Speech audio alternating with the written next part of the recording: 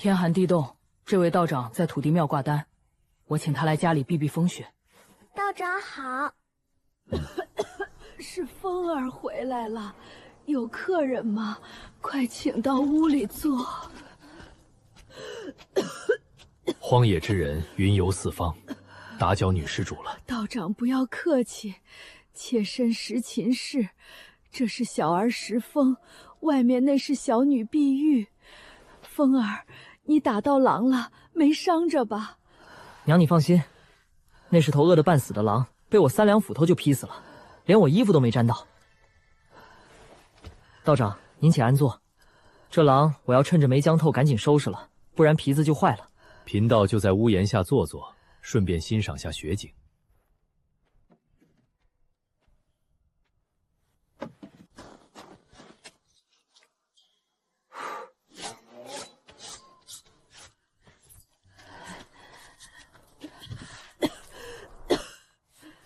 令郎年纪不大，手段却十分了得，是个打猎的好手。难为这孩子了，家里全靠他撑着。不知尊夫？先夫原也是镇上有名的猎户，可惜天有不测风云。风儿3岁那年，他爹在断龙岭遇上黑熊围攻，坠了深谷。我当时怀着碧玉去寻他遗骨，不慎跌断了左腿，就成了残废，还落下了这要命的肺痨。10岁那年，凤儿他爷爷也病去了，这千斤重担全压在了他一个13岁的孩子身上。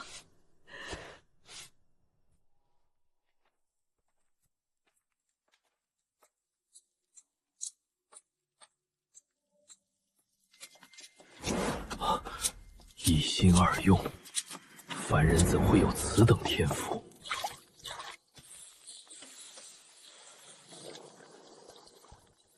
石峰，你如何会双手同时做2件不同的事情？我也不知道，大概是从小习惯了吧。哦，这是为何？愿闻其详。我父亲去世早，娘亲身体又不好，从小我一边要做小妹的米糊，一边要给母亲熬药，两边火候都急，我就试着2件事一起做，后来慢慢就习惯了。哦，那这一心二用是只能做除灶之事，还是别的事儿也能做？好像也不只是做这些，但如果要双手一起做的，我也分不出手去做。好比射猎时一手握弓，一手搭箭，我就分不出手做其他的事。但如果是2只手能分别做的，倒也可以，我也能1只手钓鱼，1只手削箭头之类。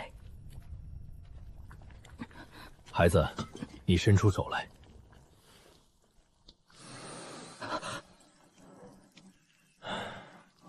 可惜，可惜。天仇孝子，看来这项本领，也是上天看你家境贫寒，方赐予你的。天寒地冻的，道长晚上可否屈尊在柴房将息一夜？我叫风儿在除灶生火，虽然简陋，倒也不会冻着。多谢石夫人，贫道已叨扰多时，这就准备告辞了。附近城镇离这儿最近的也有40-50里路，道长这时出发，天黑恐怕赶不到宿头。无妨，贫道自有去处，承蒙后代，无以为报。贫道略通医书，可否为石夫人把把脉？那太好了。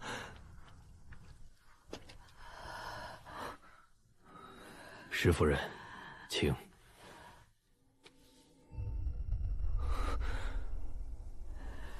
石夫人这肺病实是肺寒，你此前所服之药却是治肺热之症，二者症状略同，内里却大有不同。石峰，你将你先前药方的甘草、黄芩、地骨及3味药去掉，另换上川贝、黛墨、五味子、陈皮4味。川贝每次用3钱，其他3味药减半，每日服1剂即可。平时注意休息，不要伤风。大约将养1年，也就能好了。只是这左腿骨头经脉已然彻底坏死，绝非凡间药物所能医治。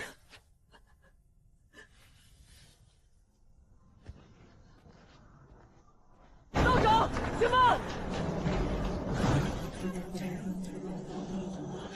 请道长再救救我母亲！我已经帮你母亲开了药方，难道你认为贫道是随口哄骗你们不成？小子岂敢！我是请道长再施援手，救救我母亲的腿疾。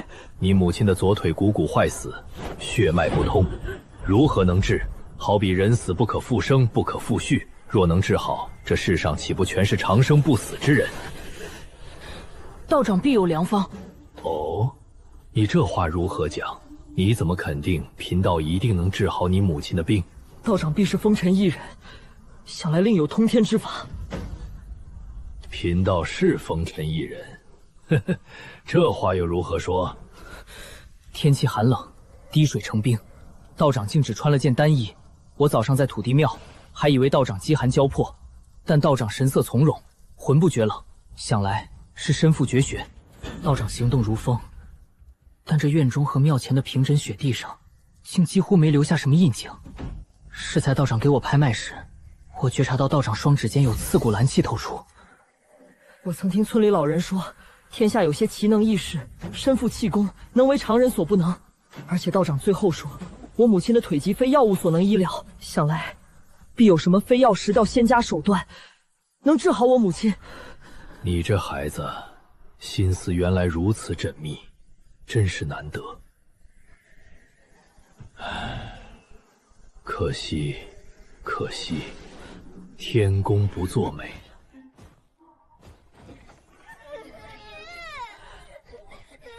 求求你救救我娘吧！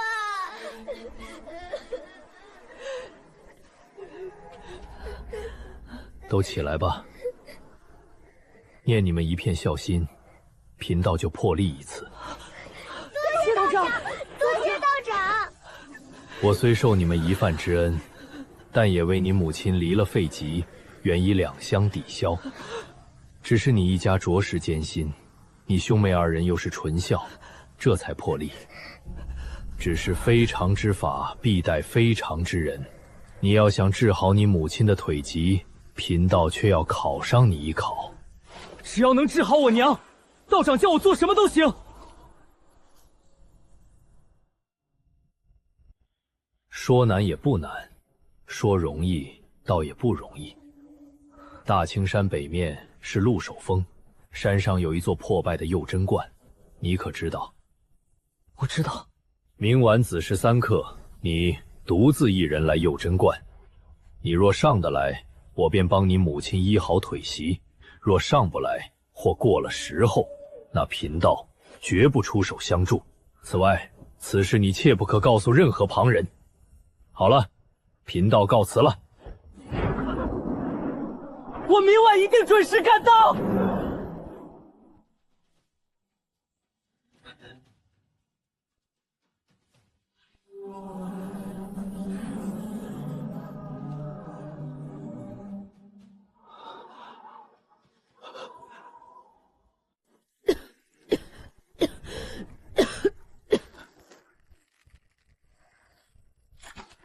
哥哥，你真的要去鹿首峰？风儿，你不要去了，这冰天雪地，路又滑，便是大人也上不了那鹿首峰啊。娘，你放心，鹿首峰我去过不止一次，路很熟的。话不是这么说，你以前去过那是夏天，而且是跟村里其他人一起去。现在大雪封山，路都看不清，又是半夜3更，如何使得？万一你出了个3长2短，娘便是死了，也没脸去见你父亲。娘亲，你别哭，我已经想好，那道长只要我子时3刻赶到佑真观，却没说一定要晚上爬山。我准备明天中午就动身，天黑前就能赶到。我看这雪今晚就能停，明日放晴，正好赶路。哥哥，即使天晴，山上的雪也化不了，还是看不清路呀。你这丫头没去打过猎，不知其中名堂。我对鹿首峰很熟，哪怕雪盖住路，我也辨得清。那树木山窟上的浮雪，跟实地上的积雪、厚度和反光都是完全不同的。何况陆守峰，陆守峰一路山道都种有杉树，极好分辨。话虽如此，你毕竟才是13、14岁的孩子，山上野兽出没，你如何应付得来？便是要找帮手，别人这时也绝不肯陪你去。道长已经定下规矩，不准告诉别人，更不准找帮手。这些仙家高人脾气怪异，万万不可失信。至于野兽，娘亲大可放心，陆守峰并没什么猛兽。哥哥，你骗人！陆守峰没猛兽的话，村里人平时怎么都不肯去。我听时间叔说，大苍山11峰，他最怕的就是陆守峰。没错，平时我也怕陆守峰，因为那里虽没猛兽，但多毒蛇。可现在是大冬天，蛇都在冬眠，最是安全不过。我带着弓箭，便有意外也足以应付。你们放心好了，这次我一定要帮母亲治好病。要不哥哥你带我一起去，我也不算外人。你个小丫头片子去干什么？我一路还要分心照顾你呢。再说，道长吩咐了我独自一人上山，不能带你。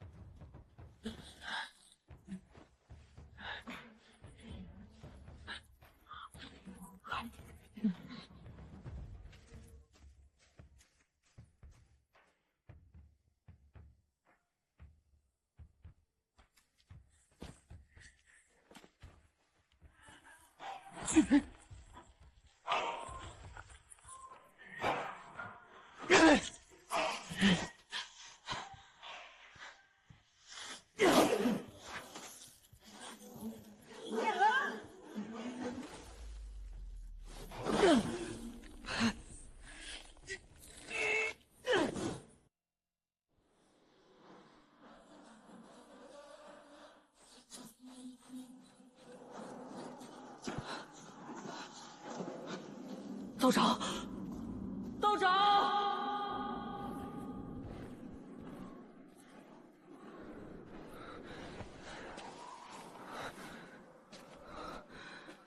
真武大帝保佑，那道长医术通神，定可医好我母亲的腿疾。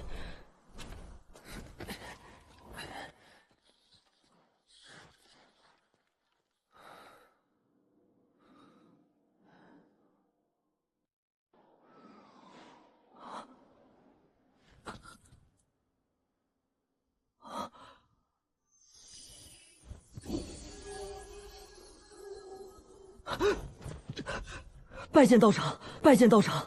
你这孩子年纪虽小，心智竟如此坚毅，可惜呀，可惜呀。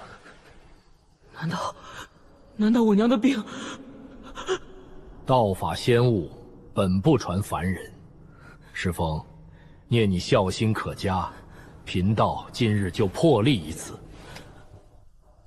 此药名为七花三参丹，能活死人，肉白骨。你拿回去与你母亲服下，当日她便能行动如常。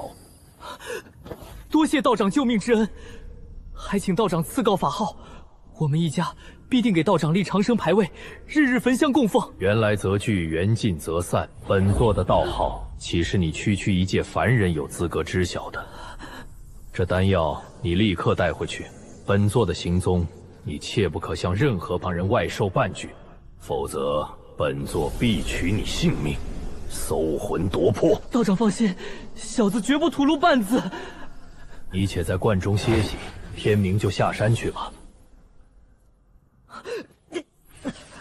仙人，我遇到真仙人了。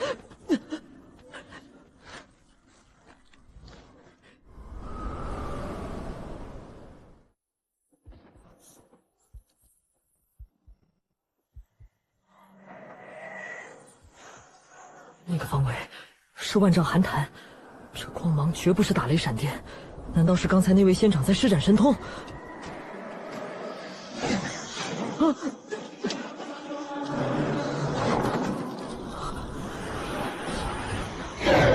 三阳老道，本座与你无冤无仇，为何如疯狗般苦苦追赶？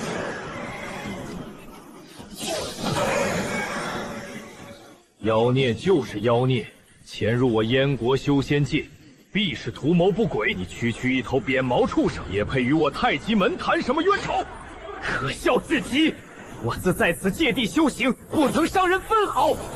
你们这群自诩名门正派的伪君子，趁我度化行雷劫最虚弱之时按下杀手，竟还敢倒打一耙，满口仁义道德，非我族类，其心必异。若是让你这妖孽化形成功，这方圆百里的生灵岂有命在？废话少说，纳命来吧！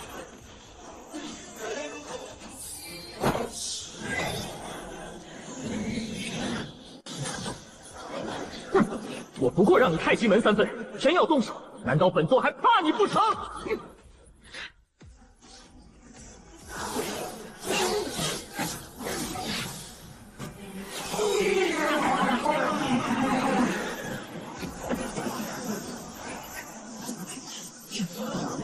好个玄冰锁！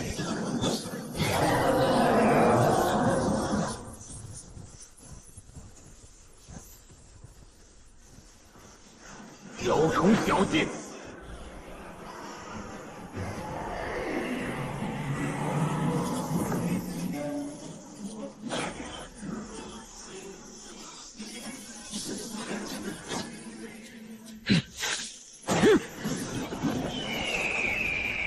真是舍得，连这等上品的火凤符都砸出来了。既然如此，起！开！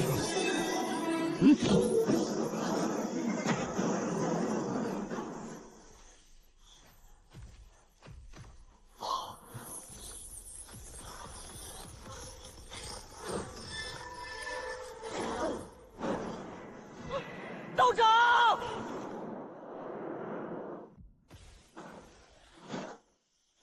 天罡剑气，不！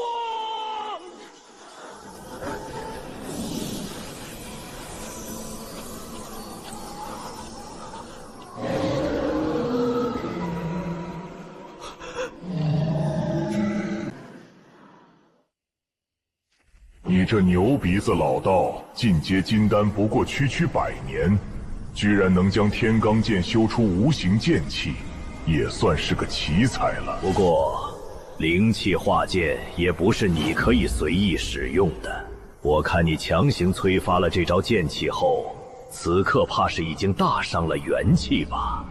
哼，强弩之末。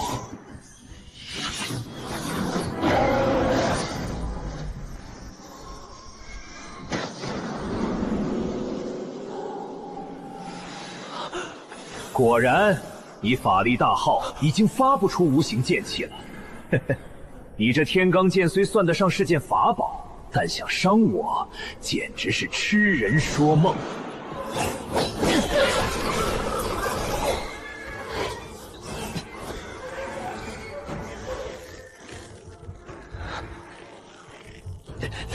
区区蝼蚁，好大胆！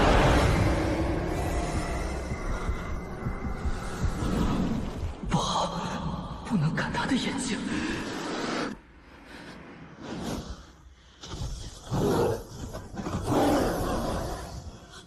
找死！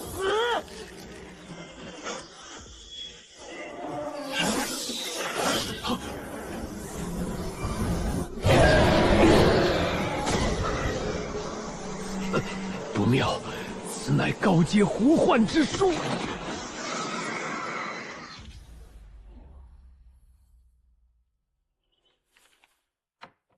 怎么停了下来？从头再背。今日若不把这篇史论背出来，晚饭就休要吃了。哼，区区幻想。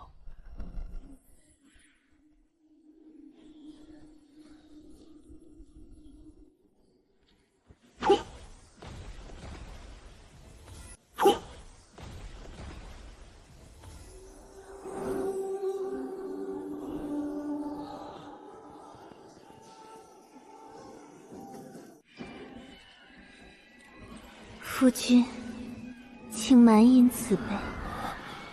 好。好厉害的幻术，连我道心的一丝裂痕都能寻到。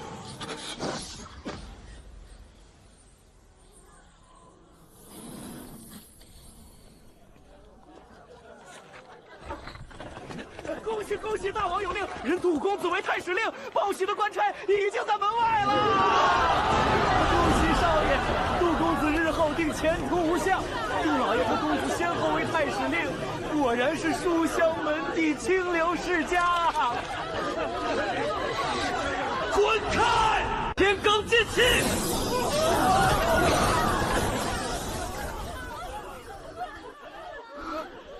这绝不可能。我修习的太极真阳诀，乃是天下一切邪魅幻术的克星。我道心坚固，这几百年来遇到的幻术不知凡物，只要运转功法1周天，一切幻境皆灰飞烟灭。如今我功法神通尽出，竟破不开这层空间，这妖狐究竟是何方神圣？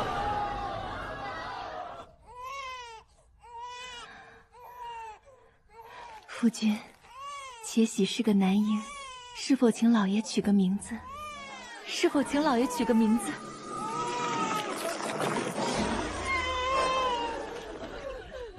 少卿杜倩真本非良才，因其文学优罪，王乃亲为简拔任太史令，不欲其辜负王恩，在东平受赃巨万。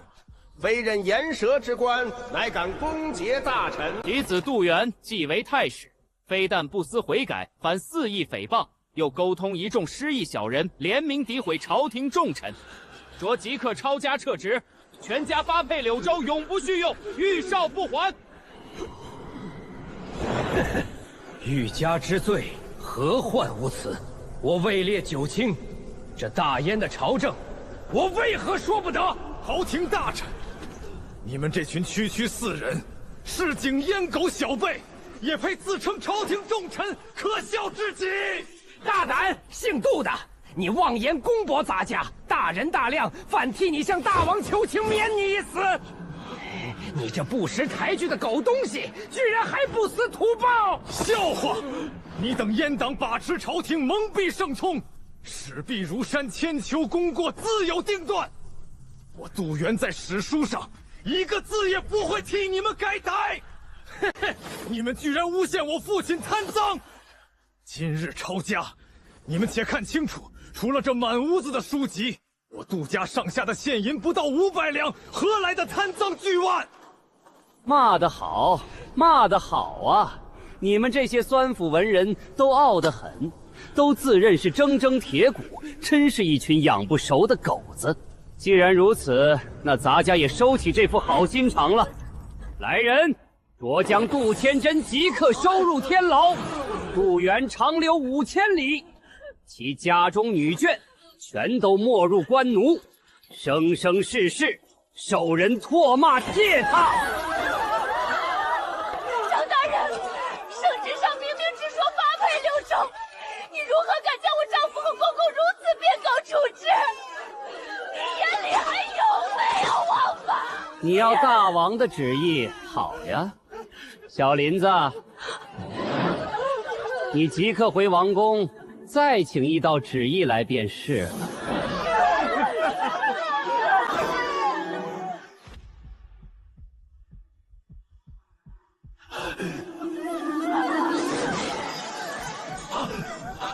我要杀了他们！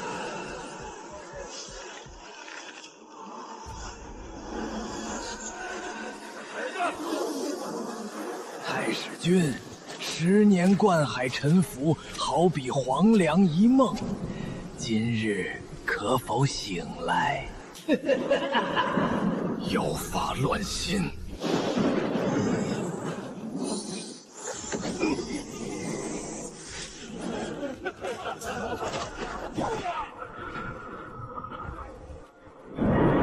不行，功法运转已到极致，依然冲不破这层空间。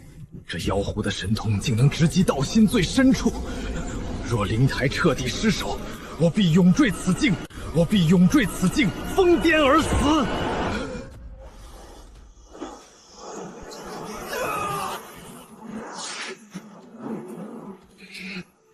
给我看！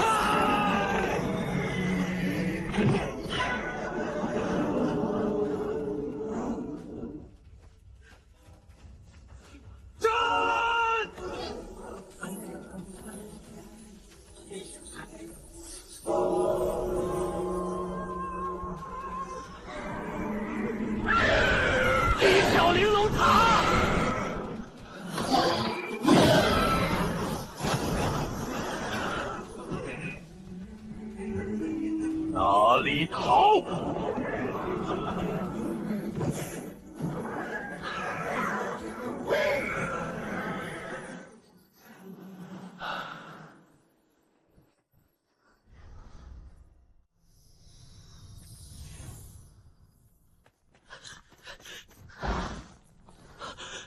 拜见先师。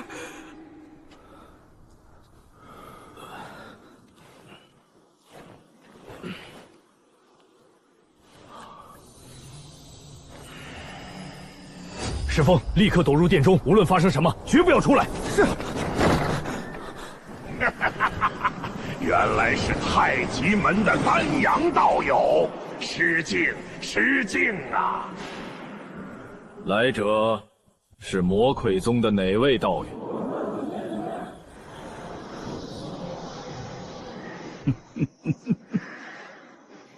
原来是乌长老，一别50余年，乌长老的修为又精进了不少。哪里，老朽一大把年纪，还谈什么精进？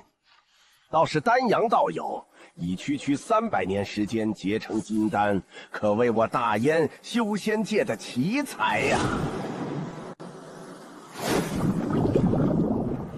咦，这寒潭里那头千年妖狐居然气息全无，莫非已被道友收走了？果然是冲着此妖而来。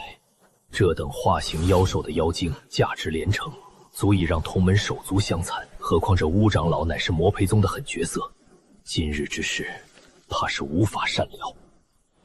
原来真是被道友得手了。这只妖狐怕有1000年笑行吧？道友果然神通惊人。乌长老是如何知道此地藏有妖狐的？这个有何稀奇？妖狐的气息那么浓烈，老夫组织他在此潜修，不过前些日子闭门炼制一件法器，这才耽误至今。据贫道所知，这白狐本在极北的紫冰山川修行，被贫道击伤后，一路逃窜，才来到这大苍山，躲入这万丈寒塘中汲取阴寒之力疗伤。算来，他来此地前后不过3、4天时间，如何一直在此潜修？乌长老，莫非你认错妖了？哼，道友，你莫要强词夺理。这大唐之山乃我魔魁宗势力范围，你在我宗门地域夺取宝物，无论如何也说不通规矩。乌长老这话，贫道可不敢苟同。大苍山又非魔象山，根本是无主荒凉之地，何时成了你们的势力范围？再说，此妖狐乃贫道从极北之地追踪万里至此，难道极北之地也是泥魁魔宗地盘不成？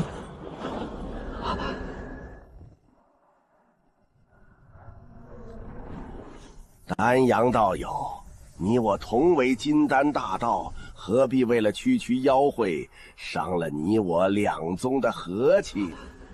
不如这样，你将白狐妖精与我，皮毛血肉归你，老夫再私人补偿你10万晶石，如何？谢过吴长老，贫道还不缺晶石。20万晶石如何？这么多晶石，可足够在市面上买一件下品法宝了。多谢吴长老厚意，但这妖精，贫道正有大用处，恕不出卖。老夫再多出10万、30万晶石。丹阳道友，这个价格，你便是去拍卖行再买一个同阶的妖精，也是足够了。看来，道友是不肯割爱了。也罢，丹阳道友名声在外，吴某不才，今日可要好好领教一二了。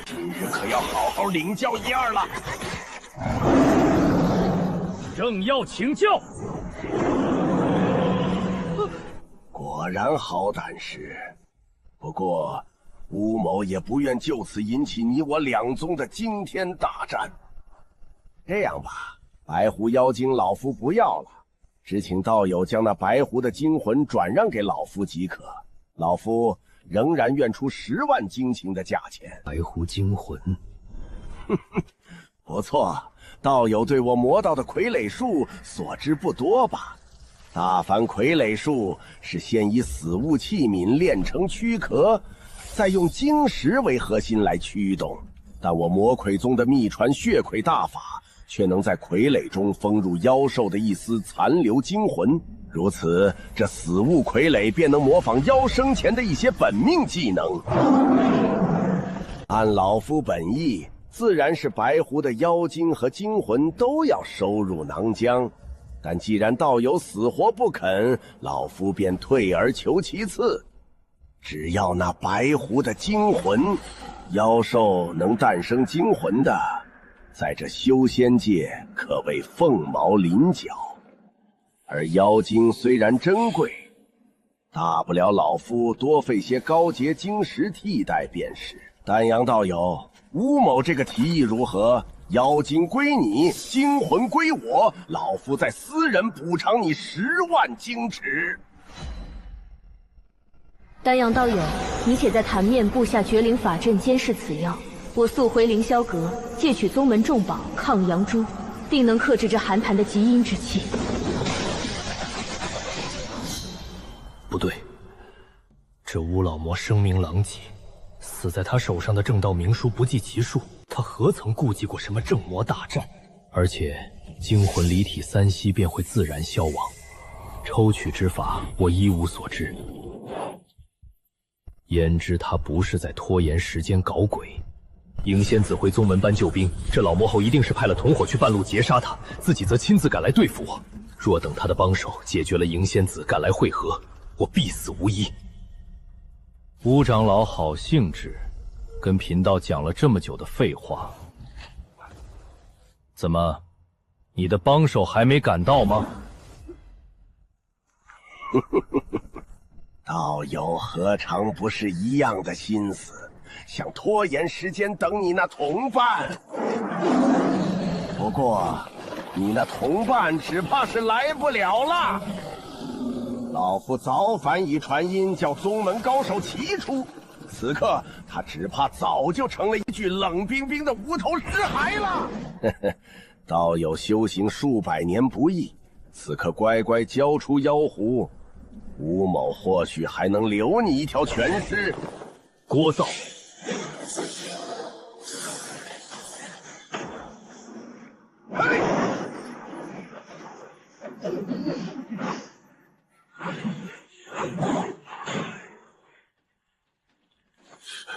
这黑狐乃是阳山玄铁铸成，坚不可摧，竟被他一剑砍出3寸深的豁口。太极门的御剑之术果然霸道。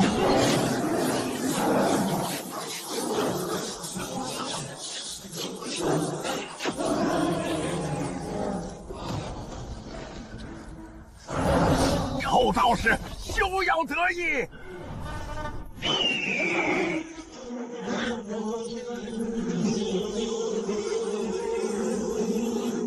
嚯！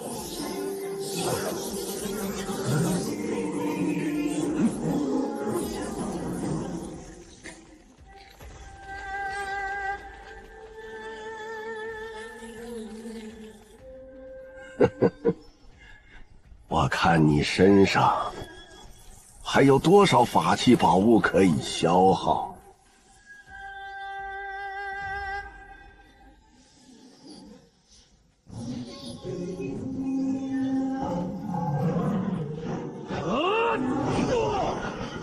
御剑术，佛宗妖元修剑，但是浩荒伟呀！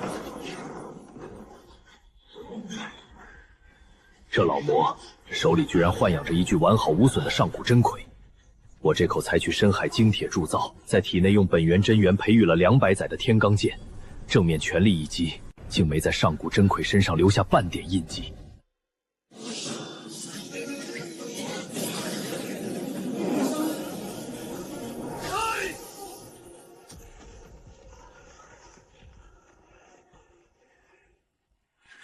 淫贼先秦王，老魔受死！休想！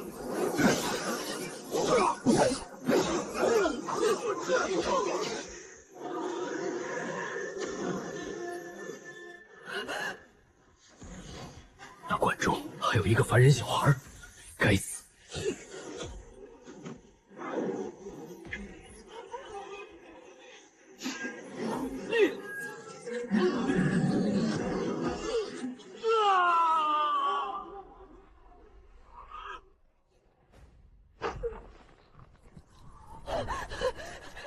仙师，仙师，你怎么样了？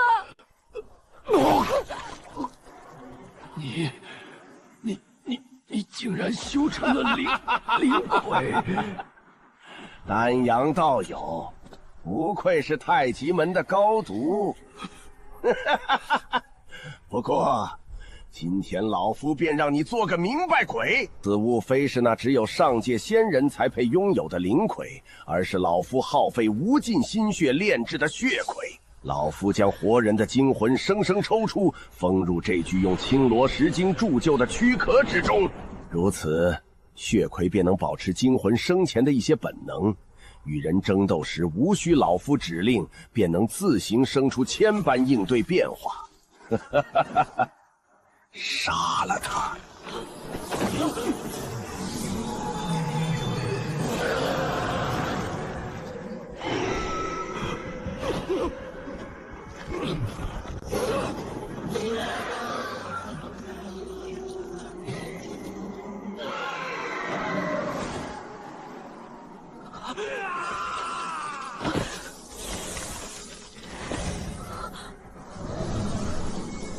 哎呀，天杀的牛鼻子老道！你竟然敢毁了老夫的千年精魂！本想好好送你这老道归天，今日老夫非要将你身上的精魂一点点抽出来，日夜用魔火炙烤，方能消我心头之恨。去，先给老夫把丹阳真人的四肢卸下来。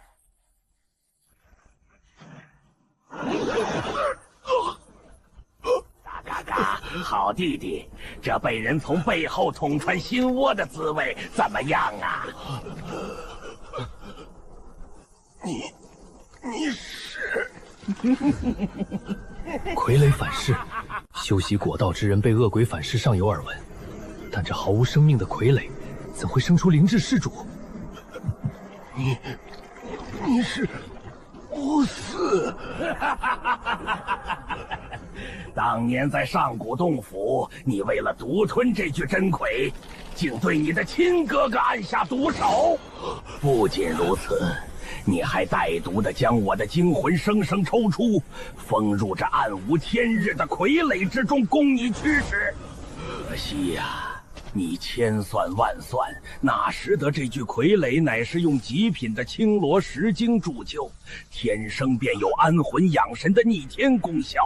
3年前，我的精魂便已苏醒，我一直隐忍不发，苦于没有一击必杀的机会。今天，我终于逮到这千载难逢的良机了！杀了你，等会儿我再夺了你的肉身，我乌寺就能重见天日，纵横天下了。你休想！血毒咒，你好歹毒！我不甘心，我不甘心呐！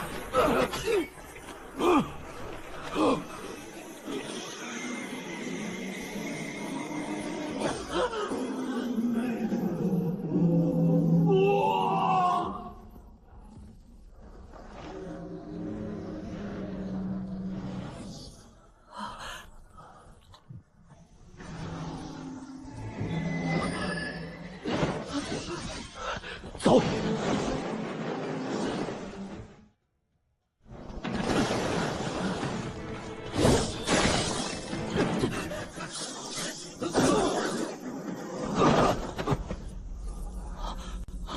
仙师，仙师，仙师！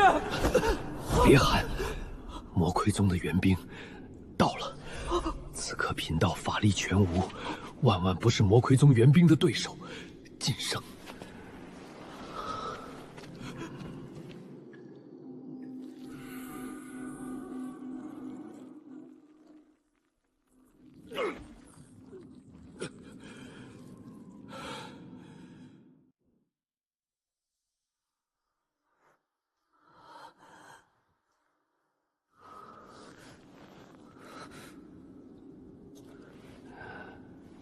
石峰，你过来。石峰，我大限将至，这就要去了。出家人早已看透生死，陨落身时本来算不上什么大事，谁知临终前竟惹下滔天业障，拖累了你们整个红石镇。仙师，你为什么这样说？昨晚我与那魔道长老一番激斗后，他的帮手已经赶到，我匆忙带你躲入这山洞。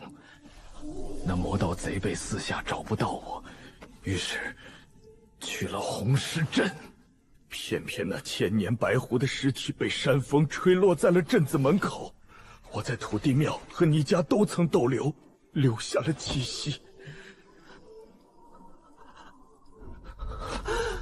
那魔道贼人昨晚在镇子里遍寻白狐妖精不见，又问不出我下落，一怒之下竟施展魔道手段，将红石镇屠戮一空，将整个镇子一把火烧作了焦土。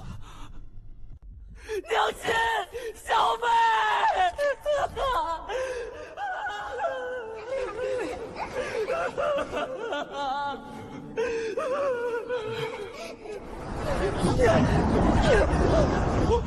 娘亲，你还我的娘亲！可怜我妹妹才是10岁不到的孩子啊！你们这群高高在上的修仙者，怎么能这样狠心？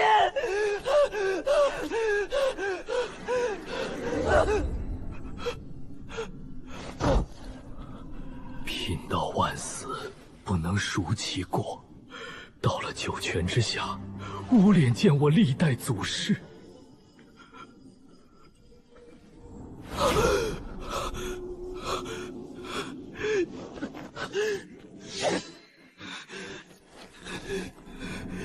我不信，我要去找我娘和小妹。石峰，你不要去，魔培宗的人肯定还没走管，你去了，必是死路一条。放开我，我跟他们拼了！你一介凡胎，在那群魔道修士眼中连蝼蚁都不如。人家吹口气，你便灰飞烟灭，你拿什么拼？孩子，你坐下，我大限将至，最后还有些事要交代你，就当是老道求你，听我说完吧。石峰，我是大阳国太极门的修真之士，你这孩子心地纯善，又天生能一心二用，我本有意收你为徒，奈何你身无灵根，终究无法踏入我修仙大道，可惜可惜。今日因我之故，连累你家破人亡，成了无家可归的孤儿。我死后，你可一路南下去寻太极门。我已在玉盒中留下一缕神识，恳求长座师兄将你破例收入门下。虽不能修道长生，但凭此微薄补偿，足可保你一世凡间富贵。此外，这玉盒也烦请你务必亲手交给我长座师兄道冲真人。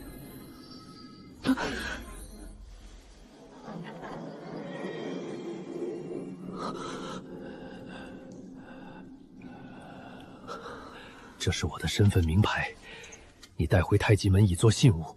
但这名牌和玉盒干系直大，一旦在这大山附近被旁人知晓，你立时小命难保。切记，切记！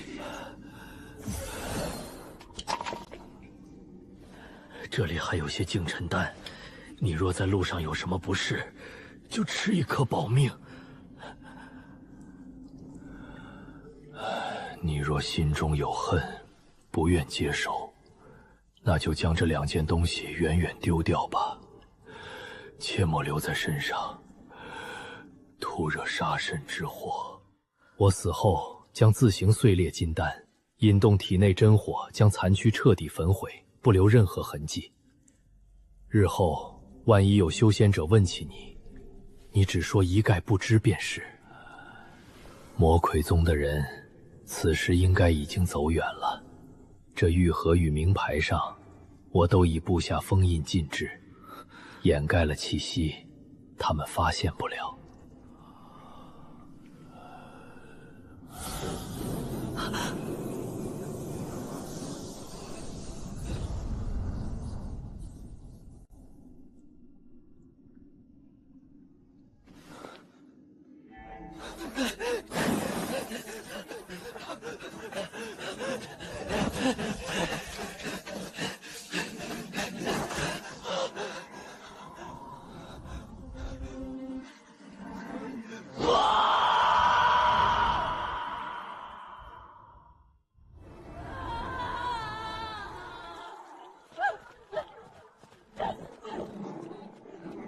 娘亲，小妹，你们在哪里？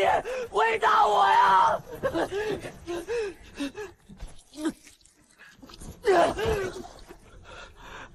全都没了，都没了。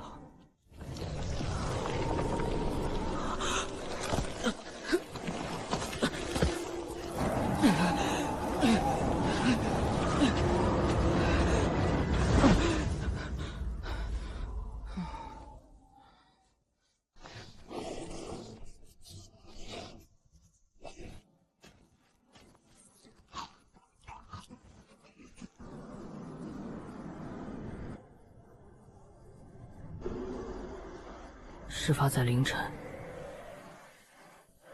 娘亲腿脚残疾，根本逃不出来。我没有亲人了，这洪石镇我也待不下去了。丹阳仙师临终前悔恨万分，这场大祸虽因丹阳仙师而起，却非丹阳仙师所愿。丹阳仙师作画前甚至不惜醉粉水残躯，也不愿连累我。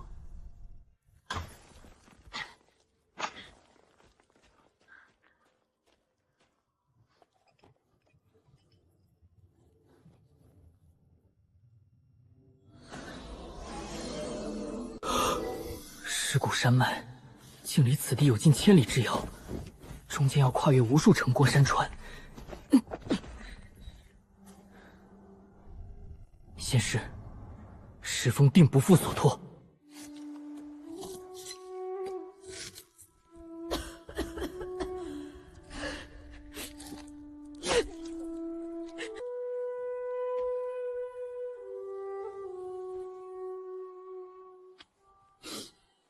娘，小妹，我走了。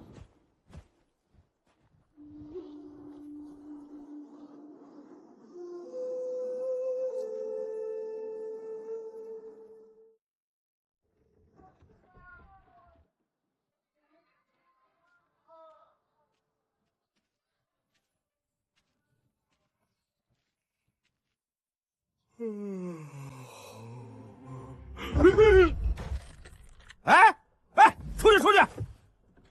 没长眼睛吗？这里是卖香烛拜神仙的地方，不是池州的善堂。要饭滚到前街去！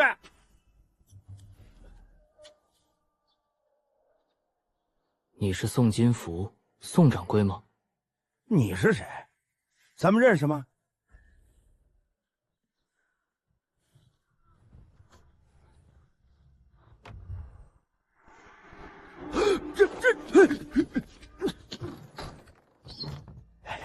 尊师，里面请。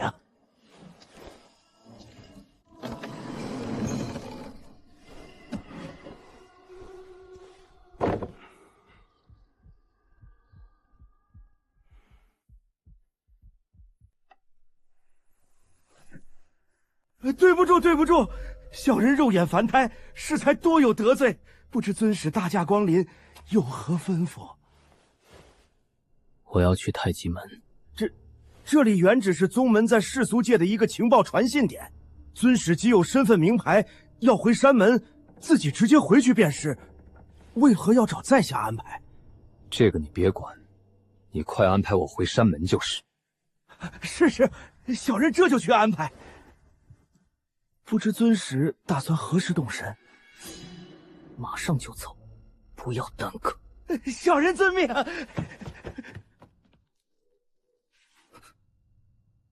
且慢！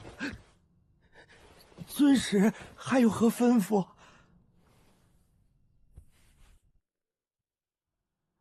你这儿可有饭菜？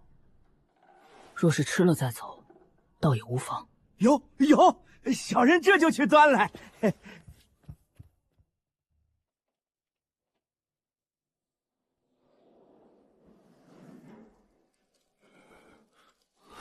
这是丹阳真人的身份名牌，你一个毫无灵力欢动的凡人，从何得来？此事我要亲自见到道冲道长才能说。好大的口气！小兄弟，你身无法力，又非我太极门人，为何偏要见道冲真人？有什么事由贫道转达，有何不可？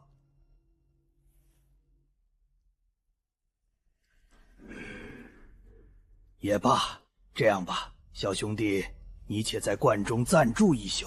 贫道今夜便向宗门执事堂发飞剑传书，一切由上头定夺。宋掌柜，没你的事了，你就先回去吧。是，小人告退。宋掌柜，此事还请不要外传。你这孩子倒是细心，这点规矩我还不晓得。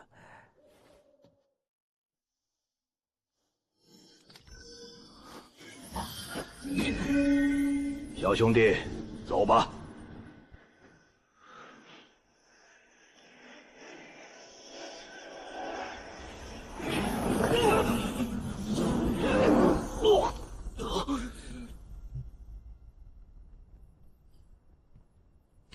原来是于师兄，今日是林师弟当值啊！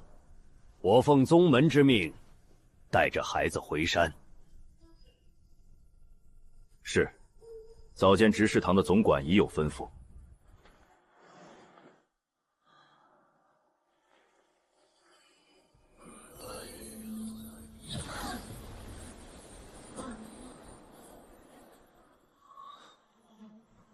走吧。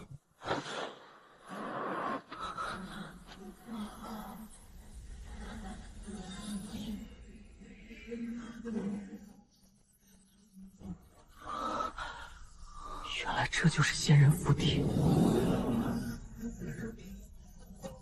五行难辨，正邪难分，内外难治，是非难解，爱恨难抛。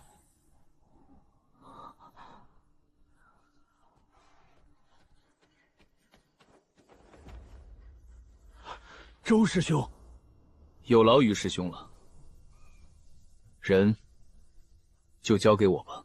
是。走吧。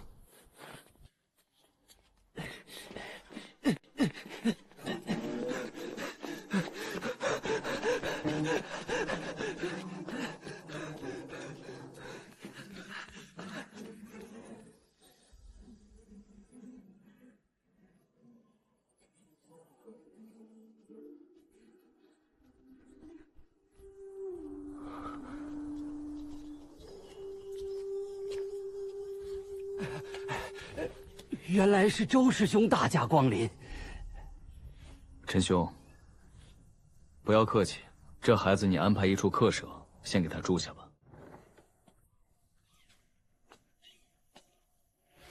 东六房正好空着，且是向阳，周师兄你看可否？就这间吧。这便是房门进牌。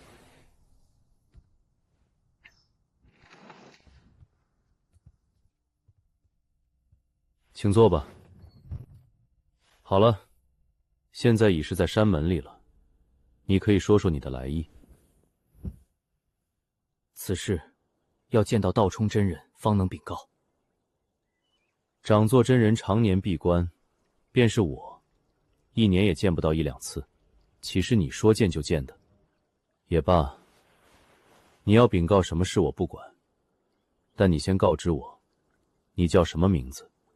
什么来历？为何丹阳师祖的名拍会落到你一个凡人手上？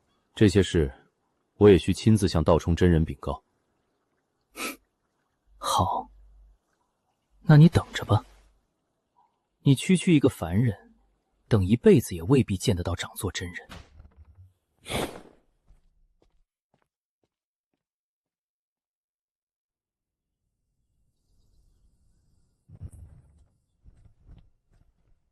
走吧，掌座真人要见你。去铁剑峰。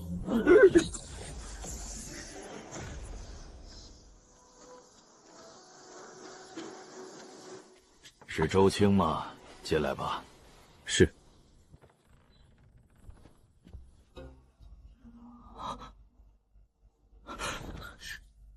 小人拜见道冲真人。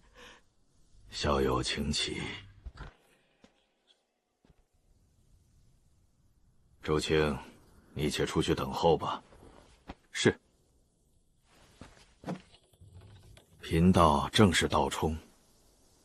听闻小友持丹阳师弟名牌上山寻我，不知丹阳师弟现在何处？丹阳真人已然仙逝。是何时之事？是去年冬天，大约是9个月前的事情。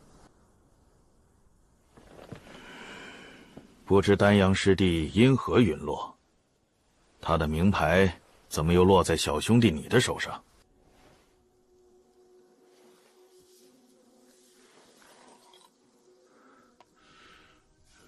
其中缘由，丹阳道长已在玉盒中详细说明了，请真人过目。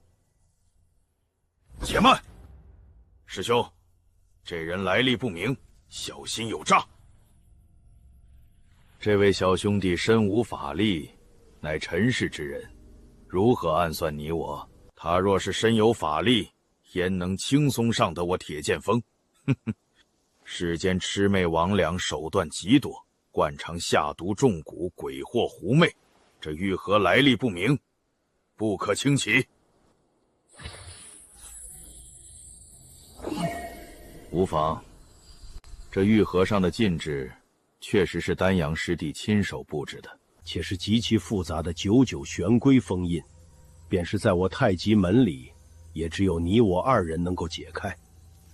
他人若要强行开启，整个玉盒便会瞬间爆裂。看来，里面的东西丹阳师弟极为重视。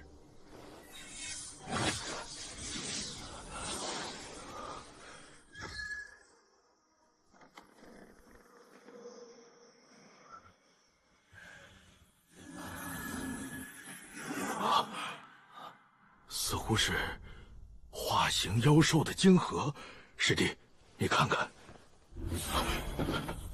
果然如此无价之物，整个宗门只怕都找不出第2件了。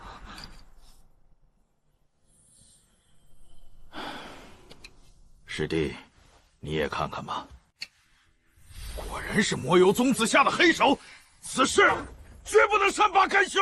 这事且从长计议。你就是石峰吧？小人正是。小小年纪，千里跋涉，辛苦你了。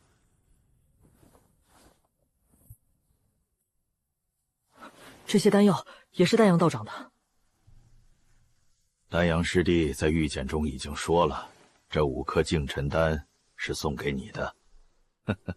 说来好笑，这净尘丹原是我辈结丹期修士用来增进修为的上品灵药。丹阳师弟可是花了50余年，才得了这区5颗，弥足珍贵。也亏得石峰是凡人肉身，根本无法激发丹药里的狂暴灵力。若是个炼气期修士，这净尘丹里的药力何等精纯霸道，一粒吞下去，那炼气期修士便要当场爆体而亡了。小人不知这丹药如此珍贵，之前因一次高烧不退，误食了1枚，剩下这4枚丹药，原物奉回。什么？还有4颗？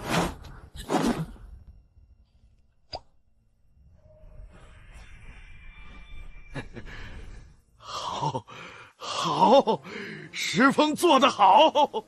师弟，你看，丹阳师弟临终托付收徒之事，该如何办？这个恐怕不妥。此子身无灵根，根本不能悟道修炼。如何能收入内门？便是你我答应，掌门师兄那边也绝不答应，规矩被破。我看，就将石峰划为外门弟子，也算对丹阳师兄有个交代了。此子佳人，因我太极门而遭逢无妄之灾，不幸丧命。他小小年纪一诺千金，不惜跋山涉水，远赴千里，将师弟遗物和镇宗之宝交回我太极门。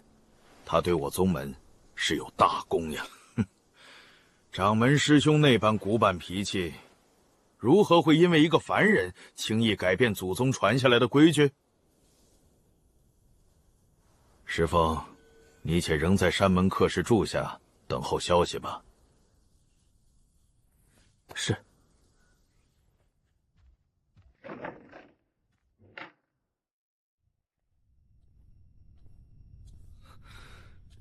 回禀祖师，石峰已然带来。拜见诸位仙师。今日召集尔等，乃是有2件事情宣告。其一，就是我铁剑锋丹阳真人陨落之事。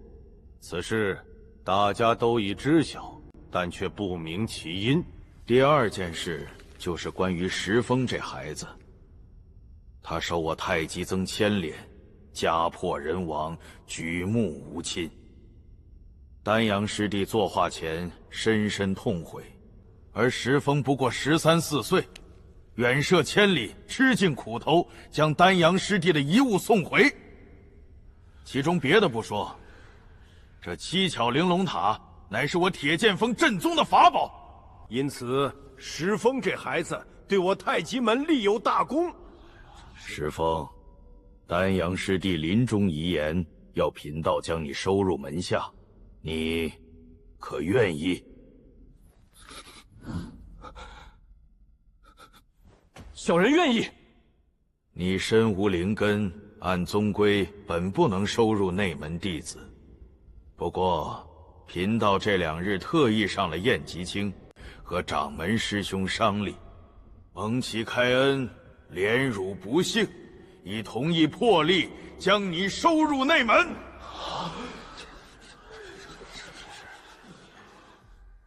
什么狗屁蒙其开恩！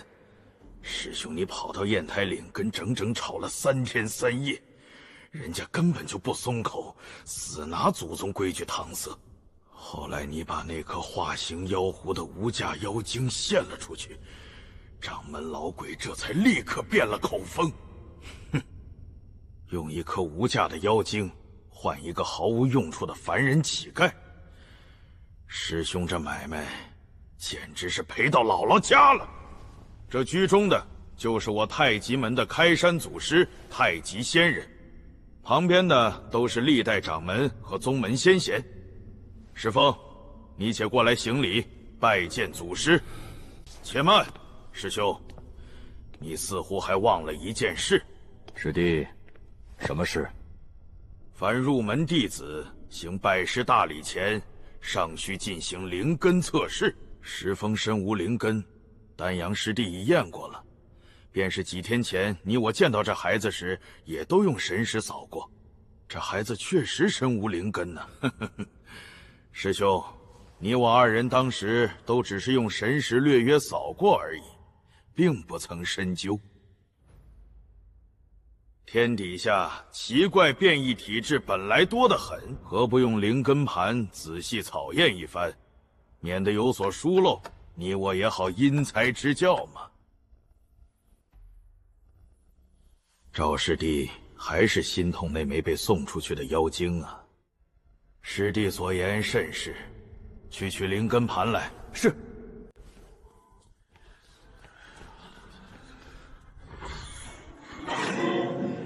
石峰，你且把右手按在中间。石峰，莫要惊慌，你且屏神静气，调匀呼吸，什么都不要想就是。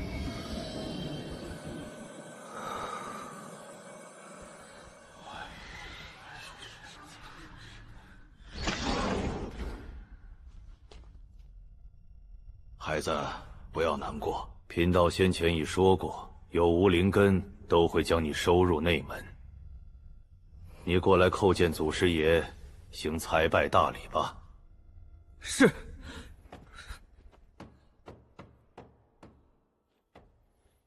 石峰，从即刻起，你便是我太极门门下第25代弟子了。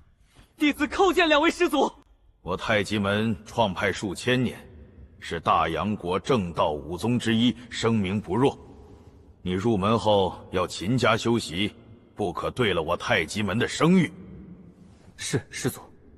师弟，你看将他归入谁人门下？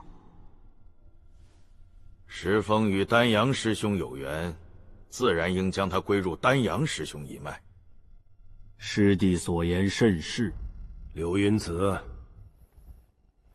弟子在。你是丹阳师弟的大弟子，这石峰就归入你门下，你好生调教吧。是，弟子谨遵长作师伯法旨。石峰，这刘云子今后就是你的师傅。弟子石峰拜见师傅。起来吧。散了吧。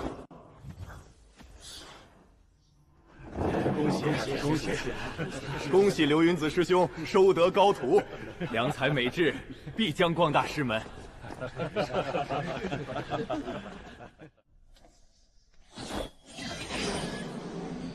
走吧。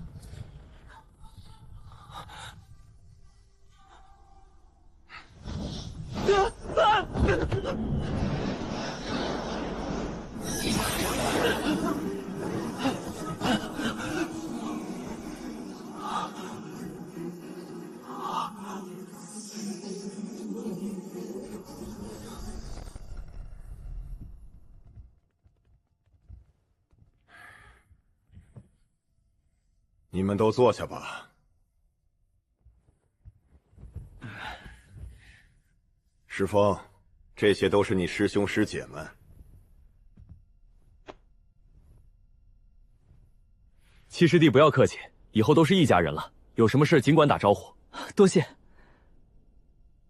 好了，长青，你是大师兄，你安顿一下老七，其他人都回去吧。再有1年就是宗内小比。你们不要给为师丢脸。是。这里以前居住的郭师兄喜欢种植药草，他走后也就荒了。师弟，你看看可满意？多谢师兄，就这里吧。那好，咱们先去执事堂领东西吧。老岳，老岳，你怎么一天到晚睡不醒呀？你还好意思说？今天掌门说你们铁剑峰有个新收的内门弟子，特意交代我在这儿等着，结果等了半天你都没来。你说了这么多废话，不就是要点好处吗？你运气好，正好我上次采的银环草还有多，等出炉后给你一瓶补气液就是。长青师兄的大方那是出了名了，多谢多谢。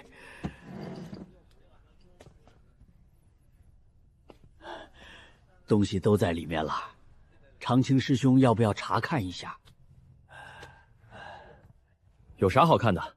都是些不值钱的东西。走了。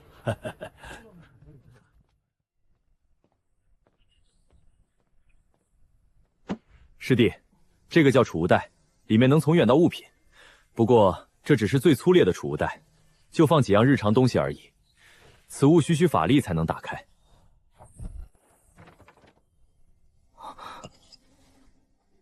这个东西最要紧，是你的身份名牌，你需滴入1滴精血。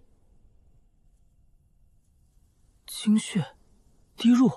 很简单，你找把刀子，随便割破手指，把血涂抹在玉牌上就行。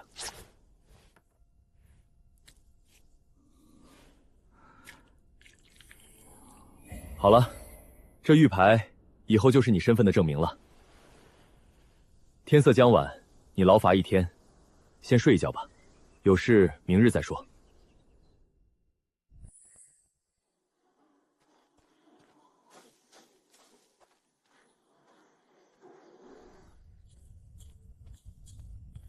弟子石峰拜见祖师。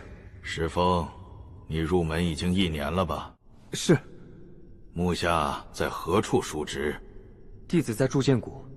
帮忙提炼炼器材料。哦，是在钱初师兄那里呀？什么钱初师兄？我在炼器堂待了1年，连他的弟子徒孙都没见过一个呢。你在宗门修习过什么功法？弟子身无灵根，没有修炼功法。哦，对了，长青大师兄教了我纯元功，说可以强身健骨。我今日叫你来，正是为功法一事。我看你筋骨强壮，倒是适合走体修之道。体修？我这里有部体修的功法典籍，便传于你吧。你去吧。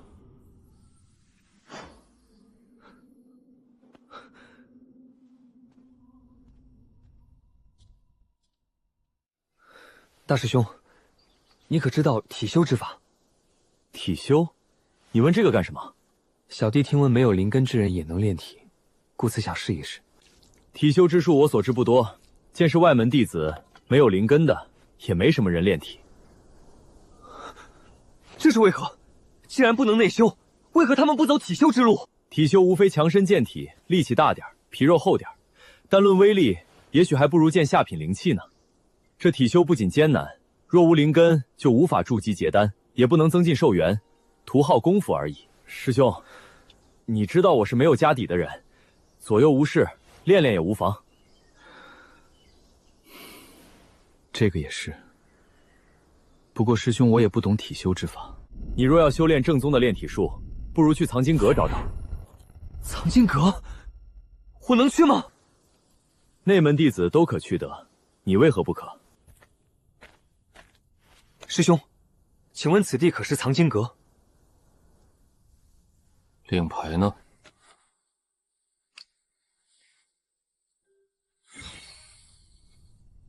进去吧。多谢师兄。请问这藏经阁的规矩是什么？里面写着呢，自己看。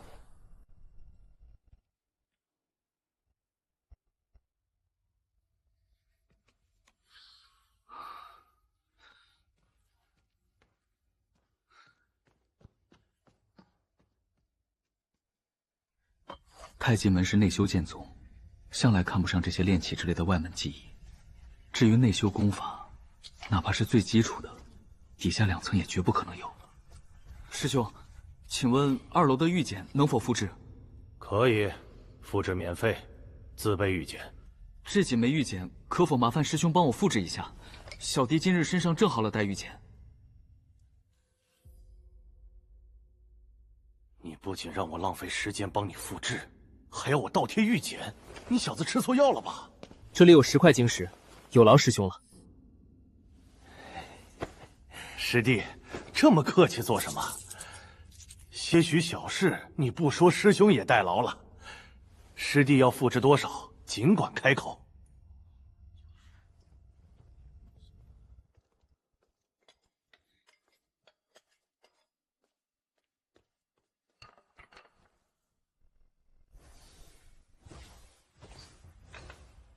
还有吗？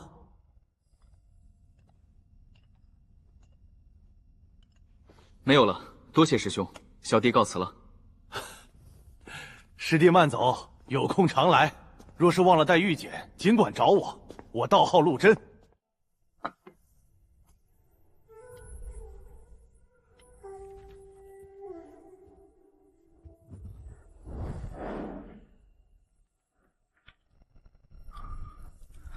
这2部炼体术确实十分肤浅，铁肤术不过是用金灵气洗炼皮肤，使其坚硬如铁。青龙诀名字听着霸气，结果也只是用木灵气洗炼皮肤而已。论防御力，竟连铁肤术都不如。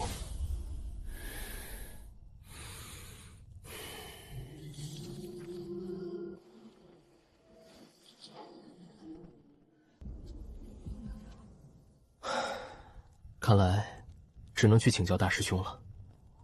炼体术嘛，师兄我也是门外汉，不如你去问问罗总管，他也是体修，而且修炼的颇为高明。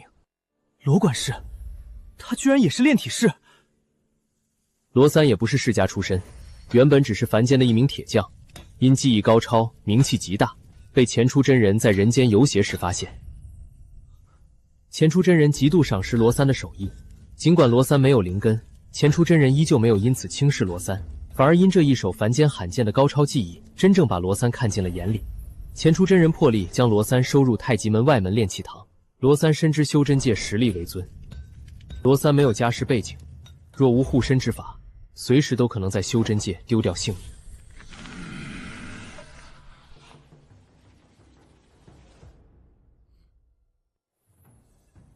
炼体之术，皆都炼取习处，殊不相见的中速与此奇应压分了。一般的炼体术只需吸纳单一灵气，由表及里，从皮肤、肌肉到骨骼逐一强化。而这无名功法繁杂了无数倍，共分5重楼，每一重楼细分5关，共计25关。第一重楼便需凑齐金皮、木骨、水血、火金、土鸡，这期间绝不能有丝毫差错。若是不小心将锤炼皮肤的金灵气注入到了骨骼里，立时便会前功尽弃，经脉尽毁。只有5关全部达到要求，方可结成第一重楼。此后依据5行相生，层层递进，直至最终皮、骨、血、筋肉皆蕴含5行真气，结印为为一体。这功法莫非是骗人的？如此繁杂的功法，炼体师不到100年受孕，能修炼成功吗？莫非是什么人随手写出来逗人玩的？但道冲真人乃是前辈高人，他亲口说这无名功法来历不小，很是高明，却不由我不信。不如且练上一练。纯元功吸纳速度极慢，是最疏浅的烂大街功法。先去藏经阁买几本更好的5行功法吧。我想找几部吸纳速度更快的高阶5行功法。师弟，功法自然3楼有不少，但进3楼观看却需师备手令，且一次只能复制1本，不知师弟可否有手令？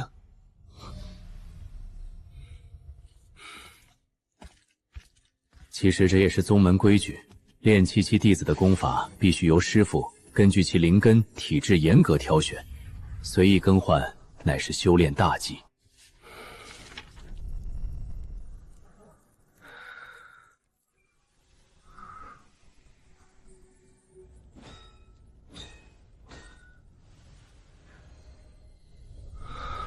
时间一长，宗门甚至开始流传，铸剑谷有个外门弟子因家境贫寒，为了赚晶石疯狂干活，夜以继日，连睡觉都在提炼室。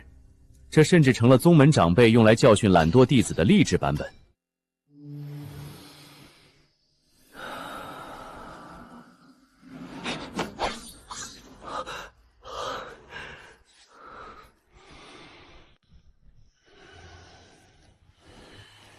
罢了，这第一重楼必须5关具备才能收官。既然火金炼不成，便放弃吧。反正我也不求一定要结成第几重楼，能强身健体，保住性命便足够了。宁水宫，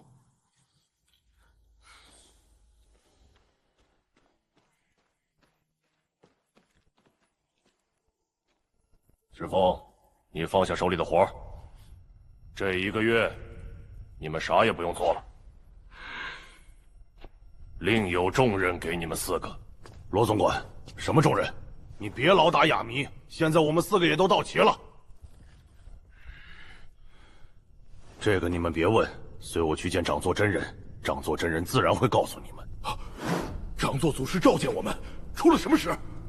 你们别问了，随我走就是。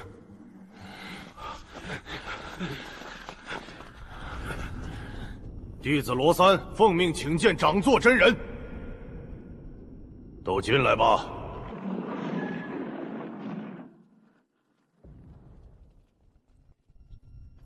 拜见掌座真人。都起来说话，不要客套。今日叫你们来，是有件重任交给你们。本门回雁峰长老冯仙子上月前在外遭遇穷敌，一番折斗，他的寒露宝剑毁成2段，因为修复法宝所需材料过巨，便请你们来帮我打下手。听凭掌座真人吩咐。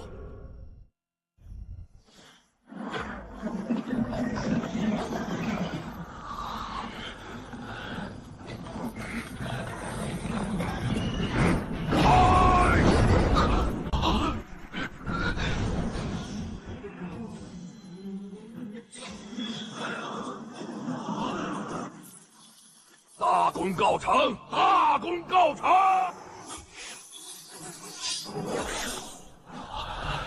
此次你们都出了大力，每人赏赐500晶石。此外，千古提炼室的材料，你们可以任选一件，也当做给你们的奖励。多谢掌座祖师厚赐。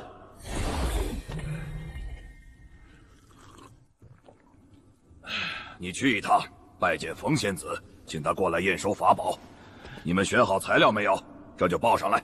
弟子不想要什么宝物，希望祖师能将这1月来宝鼎里的炉灰赏赐弟子1两。什么？你说什么？弟子是想祖师赏赐一些炉灰。你们都下去吧。你说说，你为什么要这炼炉中的炉灰？弟子听闻，阴寒石炼制寒属性宝物的绝佳材料，不过阴寒石掺杂了部分魂木粉，需要炼化后才能使用。你知道阴寒石如何去除其中的魂木粉杂质吗？阴寒石的炼制需用内家真火或者万年地火方可融化。阴寒石乃至阴至寒之物，为何用火来提炼？这正是一件怪事。阴寒石无论在烈火中如何焚烧，其阴寒之性丝毫不减，而其中掺杂的魂木粉能够被火焰融化，因此便可提炼出精纯的阴寒石。你要的炉灰就是这魂木粉？正是。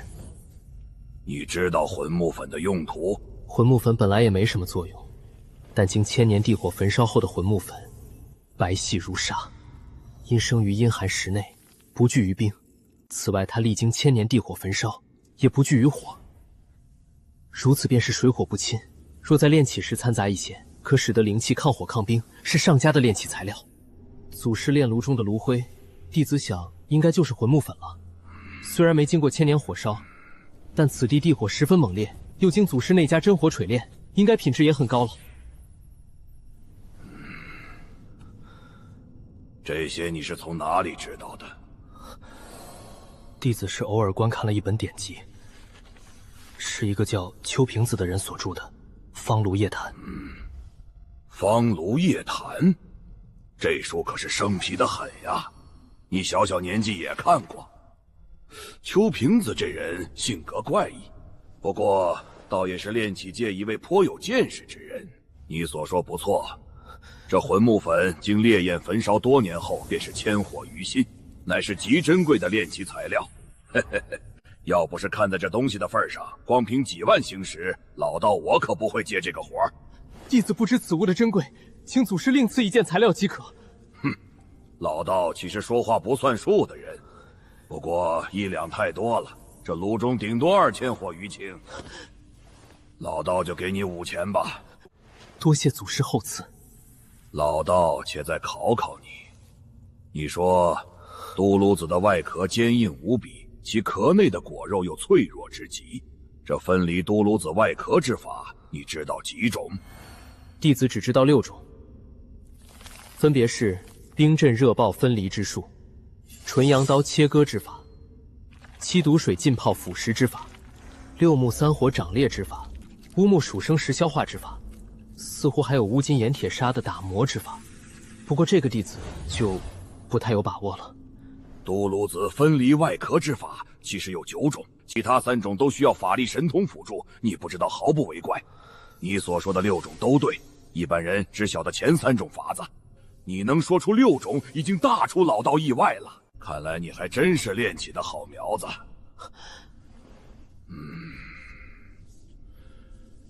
石峰，正好我这儿还缺个下手，你就来老道这儿当个司炉小子吧。祖师，你门下弟子徒孙不是很多吗？怎么？他们一心修炼，志不在此。老道我也不强迫他们。你是外门弟子，也不需修炼。怎么，你不愿意？弟子自然求之不得。那好，那好，咱们就这样说定了。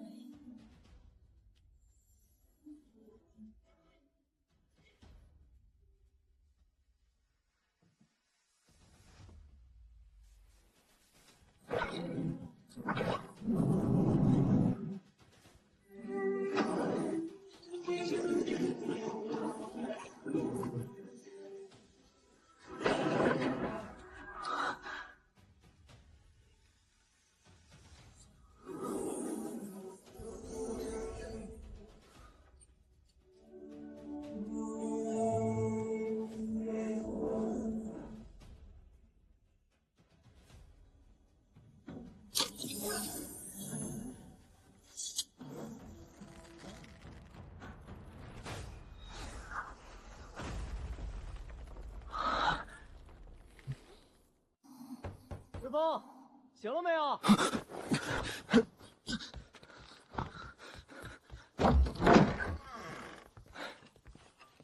石峰，介绍一下，这是我堂兄顾明成，年纪只比我大1个月，和我一起入门的。不过现在比我出息多了，是叠翠峰的高足，4年来已是炼气期8层的修为了。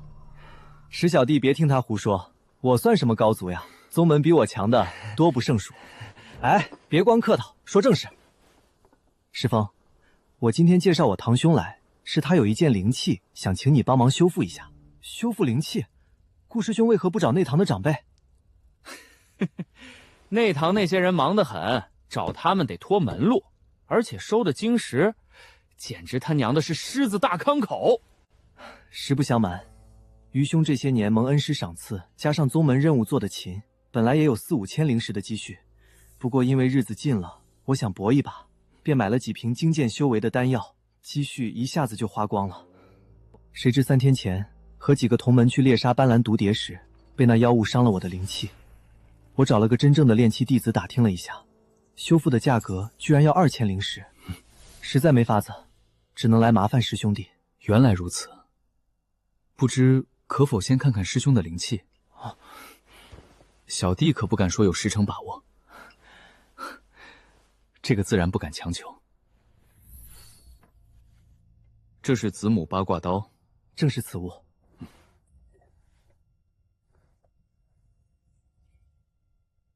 这8把子刀都没问题，却是母盘出了点问题。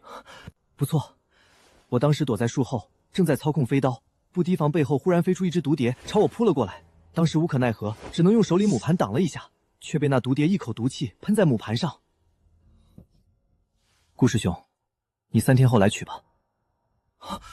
什么？3天后？那我就多谢师兄弟了。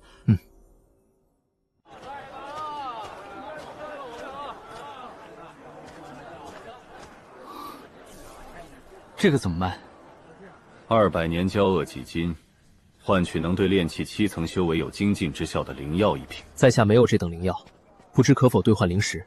行，3000灵石，不还价。行，3000就3000。咦，居然是交恶几金！这东西我要了。这位兄台，东西是我先要的。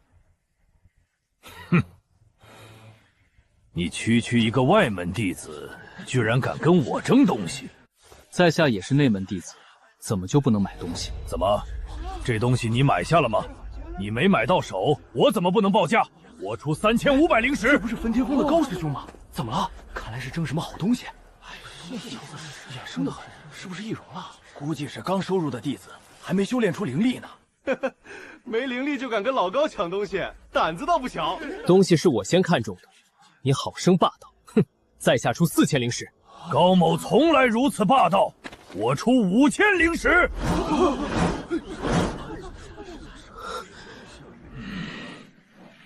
哈哈，好巧好巧，居然在这儿见到两位。高师兄好，石师弟好，顾师兄好。怎么，这小子难道是你叠翠峰门下师弟？石师弟是铁剑锋门下，不过也是在下极要好的朋友。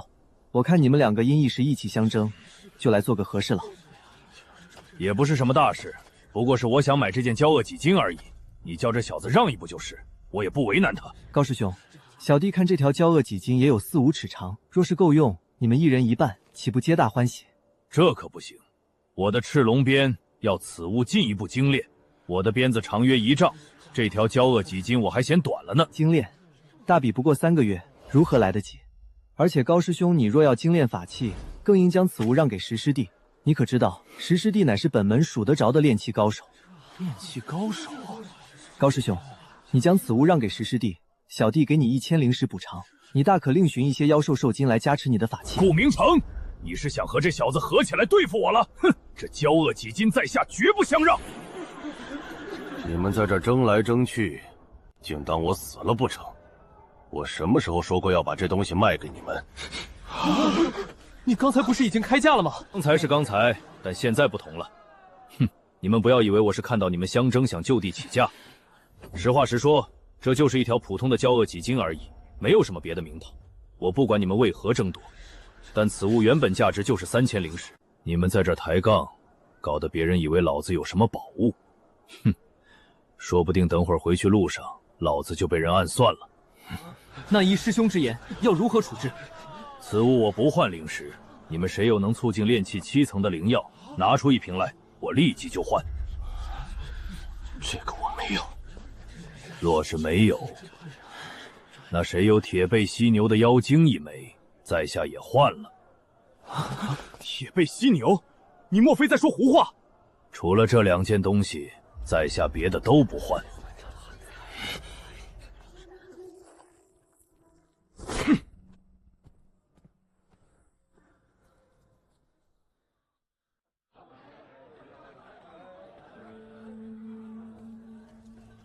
顾师兄，这铁背犀牛是什么妖兽？铁背犀牛倒不是什么厉害妖兽，其妖精也是炼制丹药的常用材料。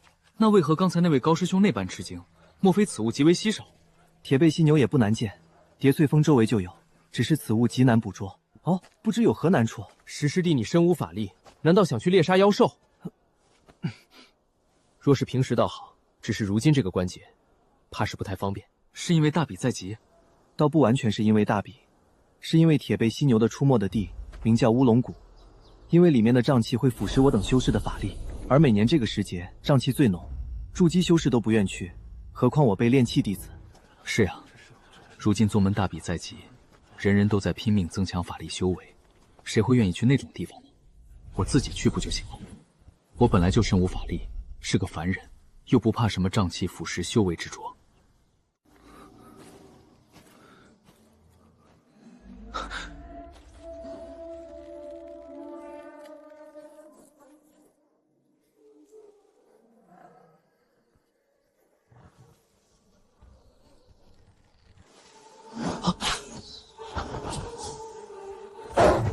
不好，外面那些妖王只是诱饵。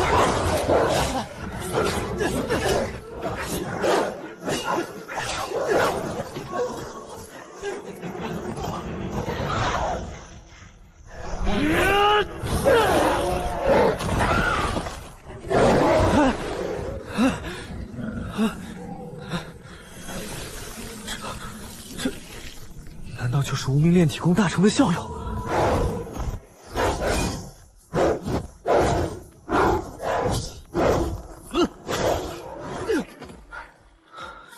我以前从未有过实战，未料到无名炼体术的威力竟厉害至此。看来以后功法我还得勤加练习啊。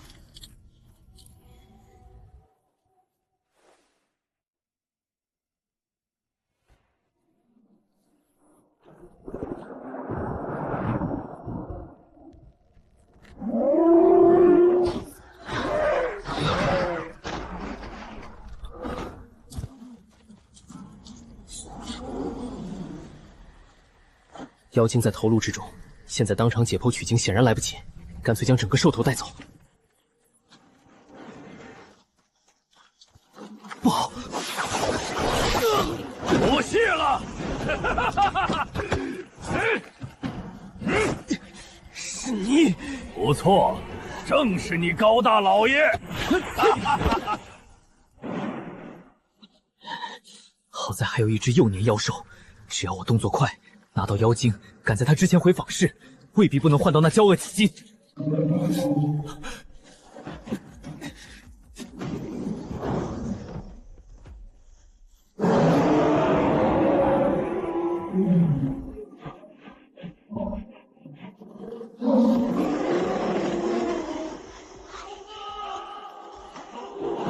成年妖修嗅觉极为灵敏，高拓把兽头藏在储物袋里都被他闻了出来。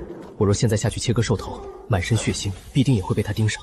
而且这妖兽连连狂吼，万一再招来同伴，我就是九死一生。不如趁高拓缠住他，赶紧溜之大吉。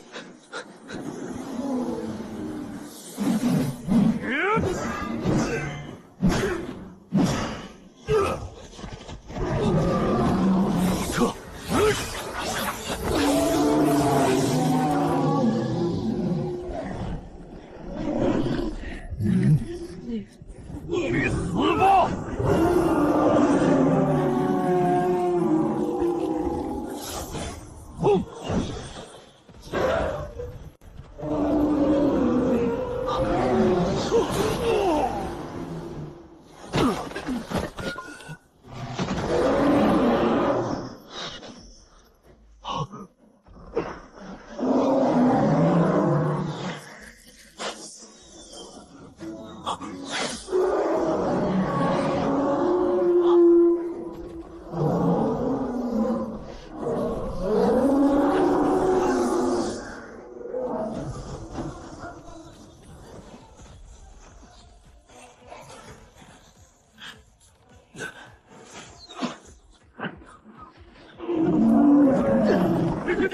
你到我这儿来！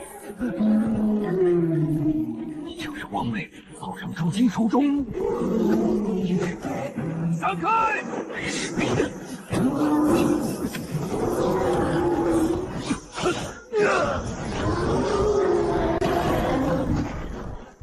连环火灵符，高师兄，你这火弹术当真了得！那当然，这可是我师傅。最多4倍点，距离天亮还早得很。小胖还在睡觉，前出真人的救援根本等不到。高师兄，你这符咒还有多少？如此重宝，哪有多少？就方才这1张而已。今日死在这里了，能拼一个算一个吧。想不到苦修半生，今日死在这里。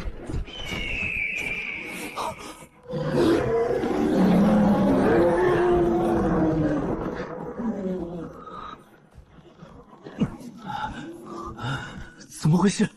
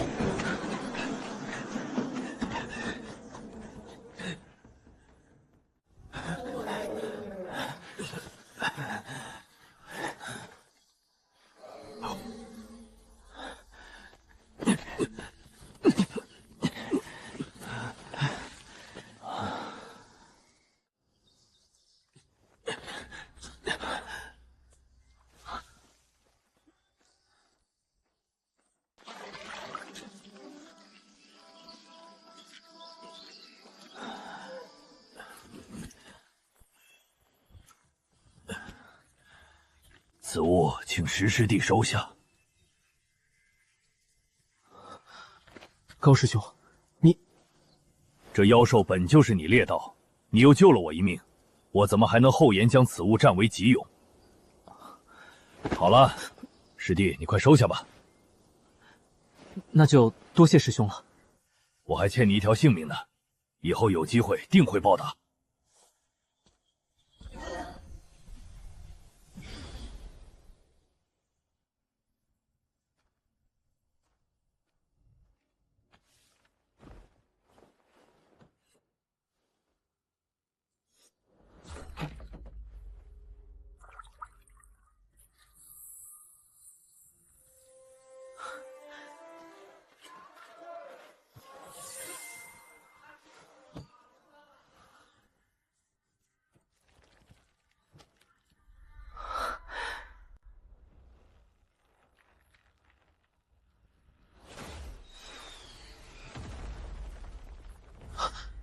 若是当日在乌龙谷有这等威力，那成年妖蝎估计也能一剑洞穿腹部。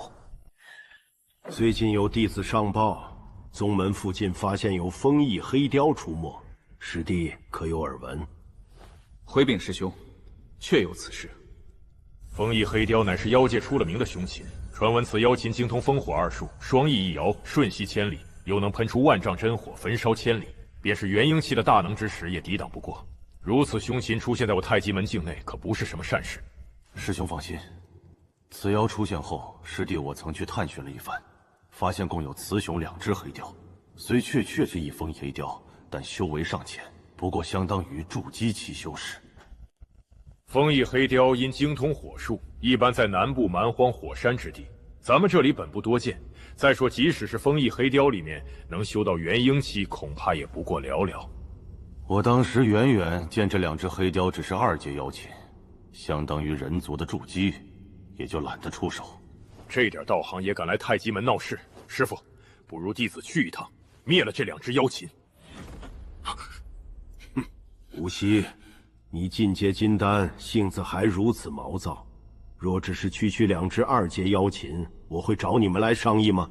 你知不知道距离我们最近的黑雕族在哪里？弟子不知。就是凤鸣山部落，你们可能不晓得，当年黑雕族可是凤鸣山部落数1数2的大族，叱咤风云。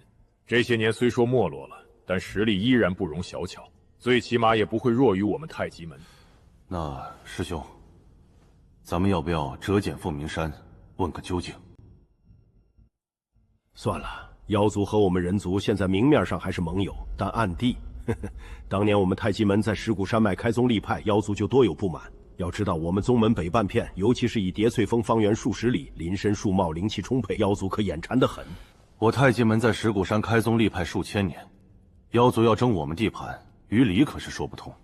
再说我们太极门不是驯兽门派，并未大肆屠杀他们妖族，妖族总不能为此兴师问罪。那是当然，若是兴师问罪，光来2只2阶妖禽可不够。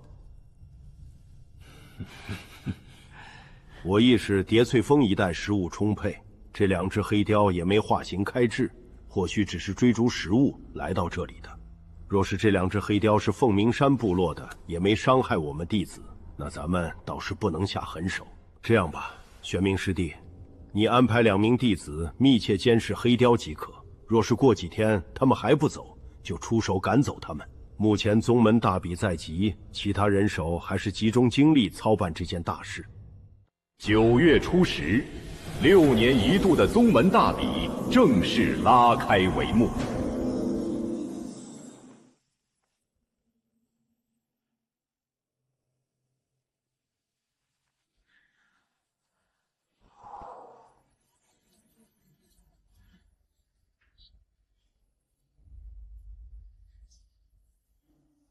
掌门非要我这个没法力的凡人也参加大比，也罢，我也不图什么名次，大不了一上台，就像上次在乌龙谷被高拓的赤龙鞭偷袭那样，被对手直接捆成大粽子扔出场外就是了。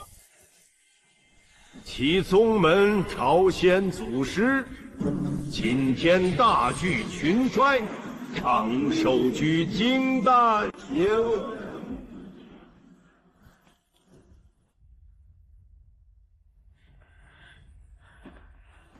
大比分轮进行，所有弟子随机抽签放队。第1轮淘汰一半，第2轮重新分签再淘汰一半，如此循环。为防抽签运气不公，除淘汰赛外，大比另设3次挑战机会。其一，第2轮结束后，被淘汰者可任意挑战胜者，以争夺进入试炼之地的资格。其二，第6轮结束后，被淘汰者可挑战前20胜胜者，争夺进入洗灵池修行的额外奖励。其三，冠军决出后，前10名若有不服者，皆可上坛挑战冠军。斗法点到为止，然生死各安天命，宗门概不追究。大比的规则比同宗小比要残酷，宽泛得多，甚至无意伤人致死也不算违规。这意味着，若有平日结怨的弟子在台上按下杀手，极有可能当场殒命。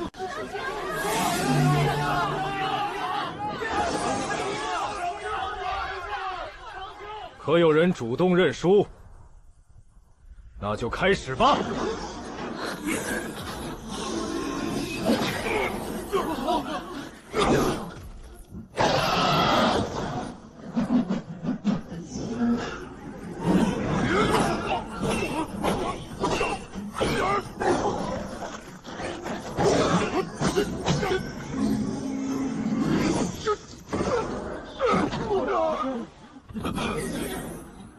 铁剑锋弟子常青胜，承让了。技不如人，没什么好说的。第3场，铁剑锋弟子石峰战回焰锋弟子凌云。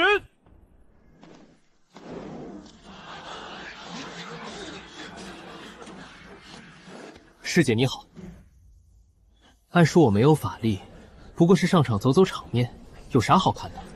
怎么围观的人里3层外3层的？难道是来看对面那个女子？凌云虽双有些姿色，但也不至于倾国倾城啊。你又没有法力，比什么比？认输下去吧。本来按照我的意思，确实是上场施个礼，然后直接认输下场。但昨天大师兄千叮咛万嘱咐，一定要我撑住时息，并且说若是办不到，就丢了师父的脸。我只能硬着头皮上了。真是给脸不要脸！居然是用冰弹！完了，我不过3息了！完了，我不过3息了！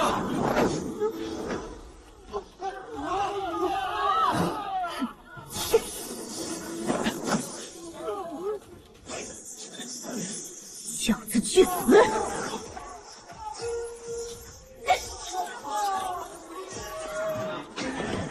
对方虽然气势汹汹，但这冰弹的飞行速度，在我这双常年与妖兽搏杀的双眼里，却连他一片衣角都碰不到。你们三个都那么快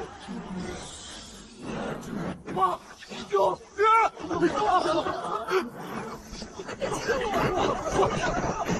娘的！我还赌他3星就败呢，谁知这小子比泥鳅还滑溜！什么呀？你没看到这冰弹慢的跟蜗牛一样，就是80岁的老太婆也躲得开。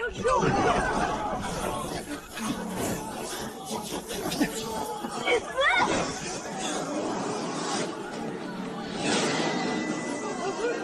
天影冰环，这可是回焰峰有名的灵气啊！这可是回焰峰有名的灵气啊！射人先射我，只要法器主人为了躲避而分心，其操控的法器自然会停顿，威力大减。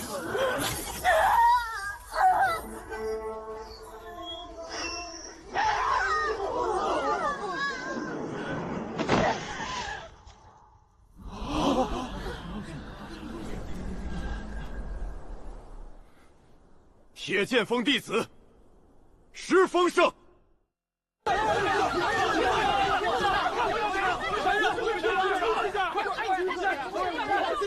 你们在这儿干什么？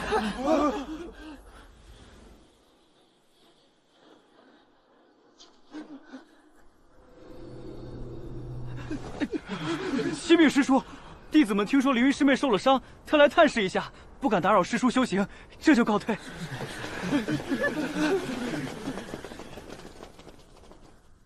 怎么了？师父，今天的比试弟子输了。输了就输了。师父，是那个石峰师冷箭暗算我，他第一剑将我逼出圈外，主持裁判明明都已经判我输了，可石峰却不依不饶，极其恶毒的补了第2剑，硬生生将你赐给凌云的牵引环给砸断了。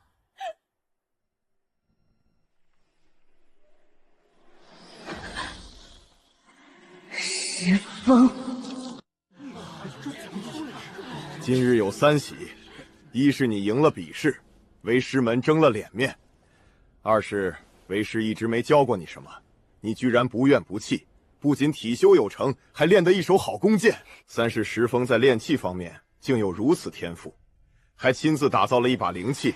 石峰，把你那弓箭给为师看看。很好，这把铁弓虽然只是3重进制，但材质佳，做工细，其威力足可当得上6重乃至7重进制的法器了。哎这么好的法器，七师兄，你干脆把它送给我吧。反正师傅一直不肯赏赐好的法器给我。你这丫头自己不用功，反赖上为师了。哼，你若修为上去了，为师还会吝啬法器不成？不过这把弓你就别打主意了，这弓对肉身力量要求很高，你根本拉不动。再说，你懂射箭吗？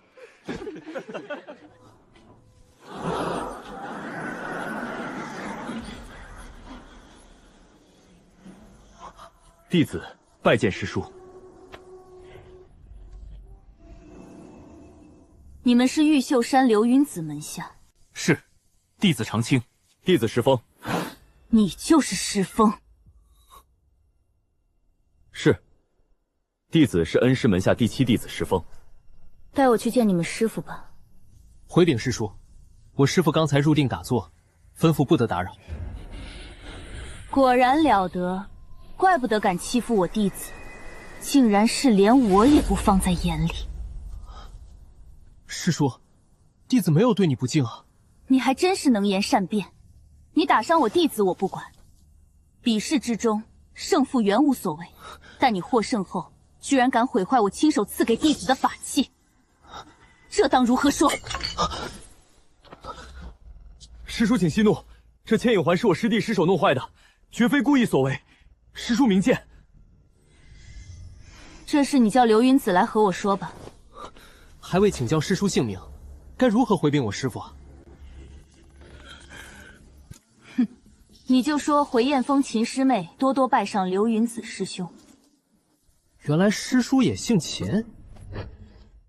什么也不也的，你不是姓石吗？现在想抵赖？不是，是我娘亲也姓秦。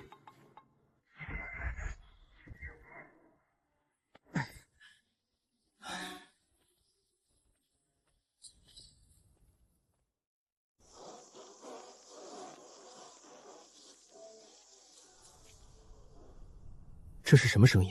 我们秦师叔人如其名，冰冰冷冷，平日里绝少与人交往，除了练功，唯一的消遣就是弹琴了。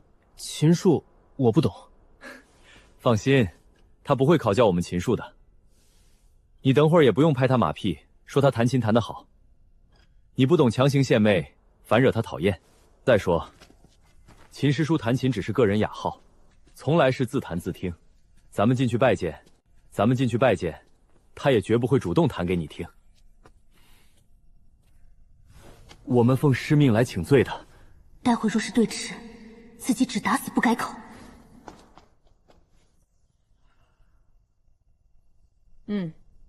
让他们进来吧。弟子二人奉家师之命，向师叔请罪。此事都因我师弟一时冒失，误坏了凌云师妹的法器。家师已经狠狠责罚了石师弟，并要我二人上山当面请师叔责罚。七师弟，还不向秦师叔灵水姐谢罪？秦师叔，凌云学姐，弟子不知礼数，冒犯二人，请师叔和师姐息怒。起来吧。多谢师叔。此宝已经修复如初，特奉还师叔。修好了。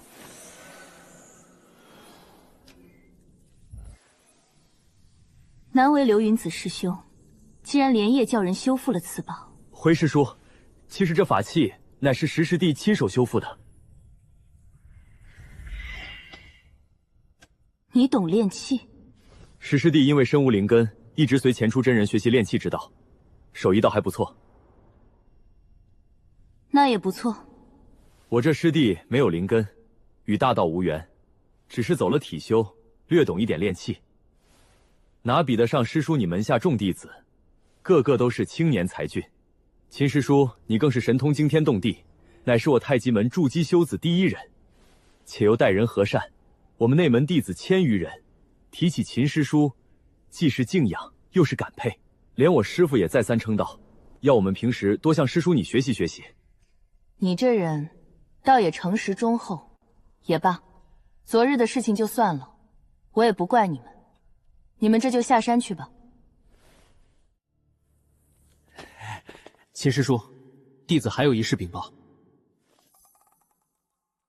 什么？我娘真的姓秦。油腔滑调之徒！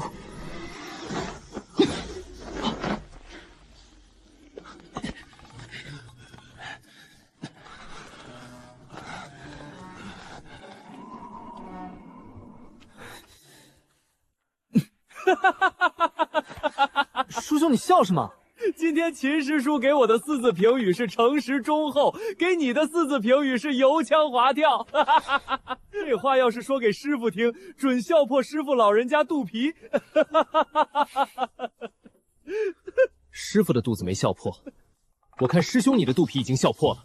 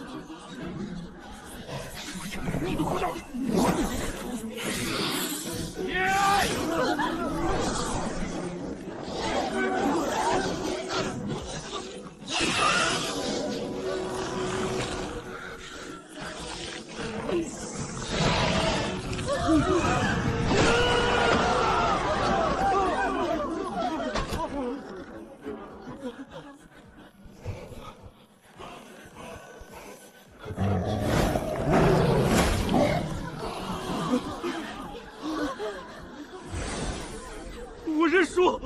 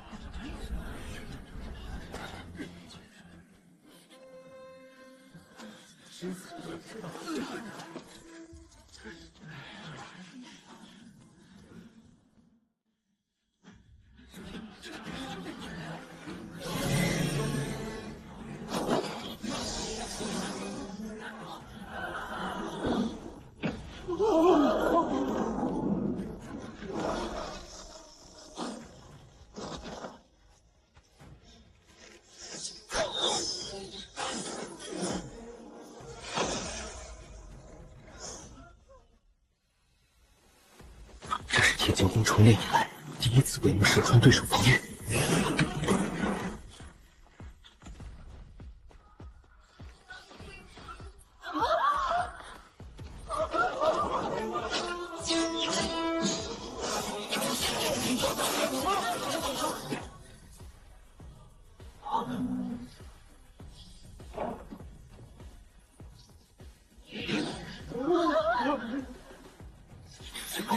现在沈大姐，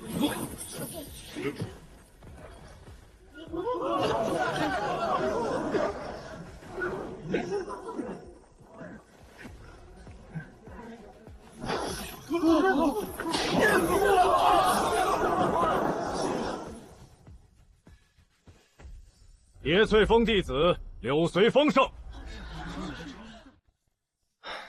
秦师妹，一连守了3日都不见此妖踪影，会不会已经不在这里了？再等1日，若是黑雕还不出现，我们就回宗门回复。若是无功而返，只怕被掌门责备。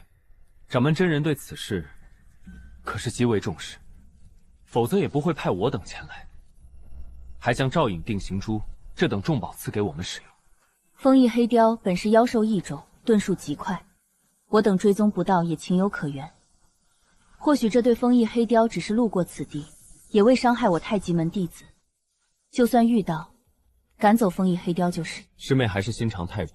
这一对风翼黑雕盘踞在我太极门附近已近1年，其实路过，玄冥师伯曾推断，这对黑雕或许是在此筑巢产子，那就更加不妙。若任其繁衍，只怕100年后，此地便非我太极门了。此地便非我太极门了。既然如此，为何师叔他们不亲自出手，除去此2妖？这2只黑雕毕竟只相当于筑基修为，还犯不着他们出手。师兄，有动静了！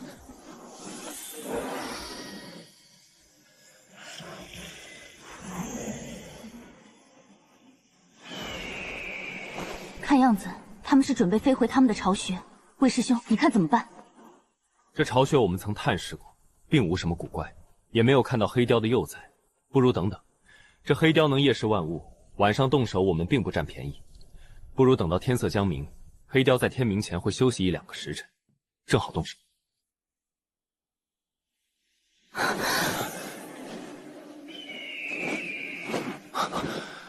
若只凭御剑全力飞行，只怕根本追不上他们。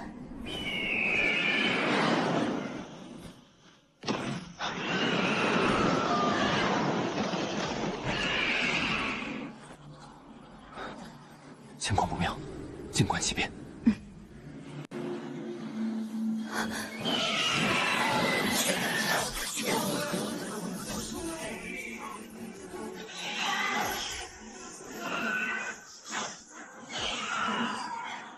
原来是2伙不同族类的妖孽，还是对头。且等他们厮杀，我们坐收渔翁之利。这些彩雕论单个实力都不如这2只黑雕，只是数量占优罢了。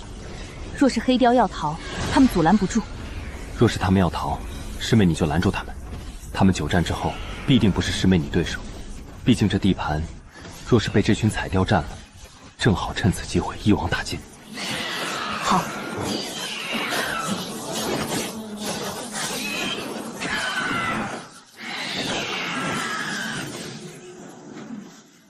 师兄，是否出手？不，再等等。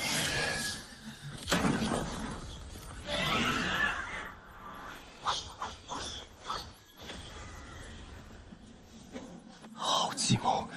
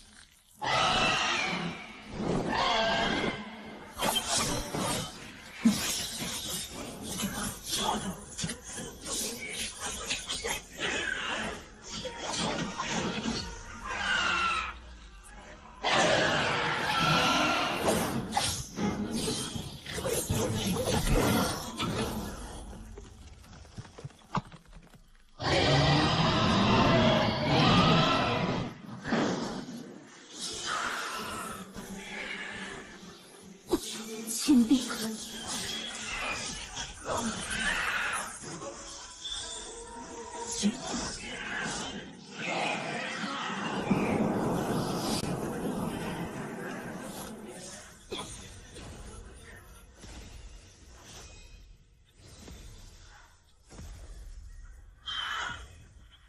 师妹，我来救你！不好！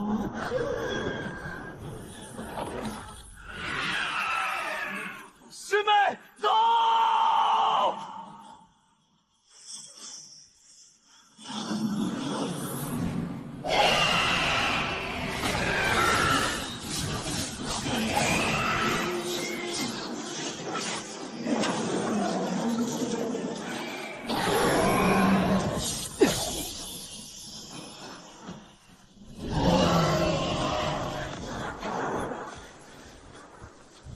雷属性，师妹，快到下面树林，不可力敌。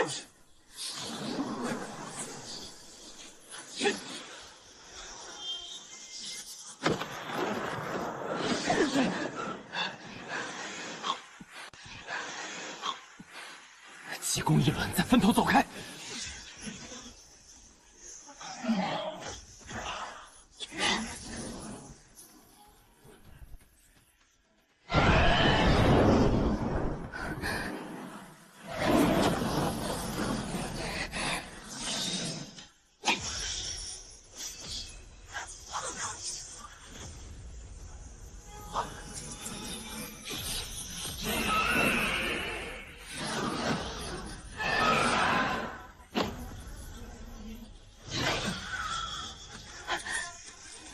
骑士们，快钻入密林！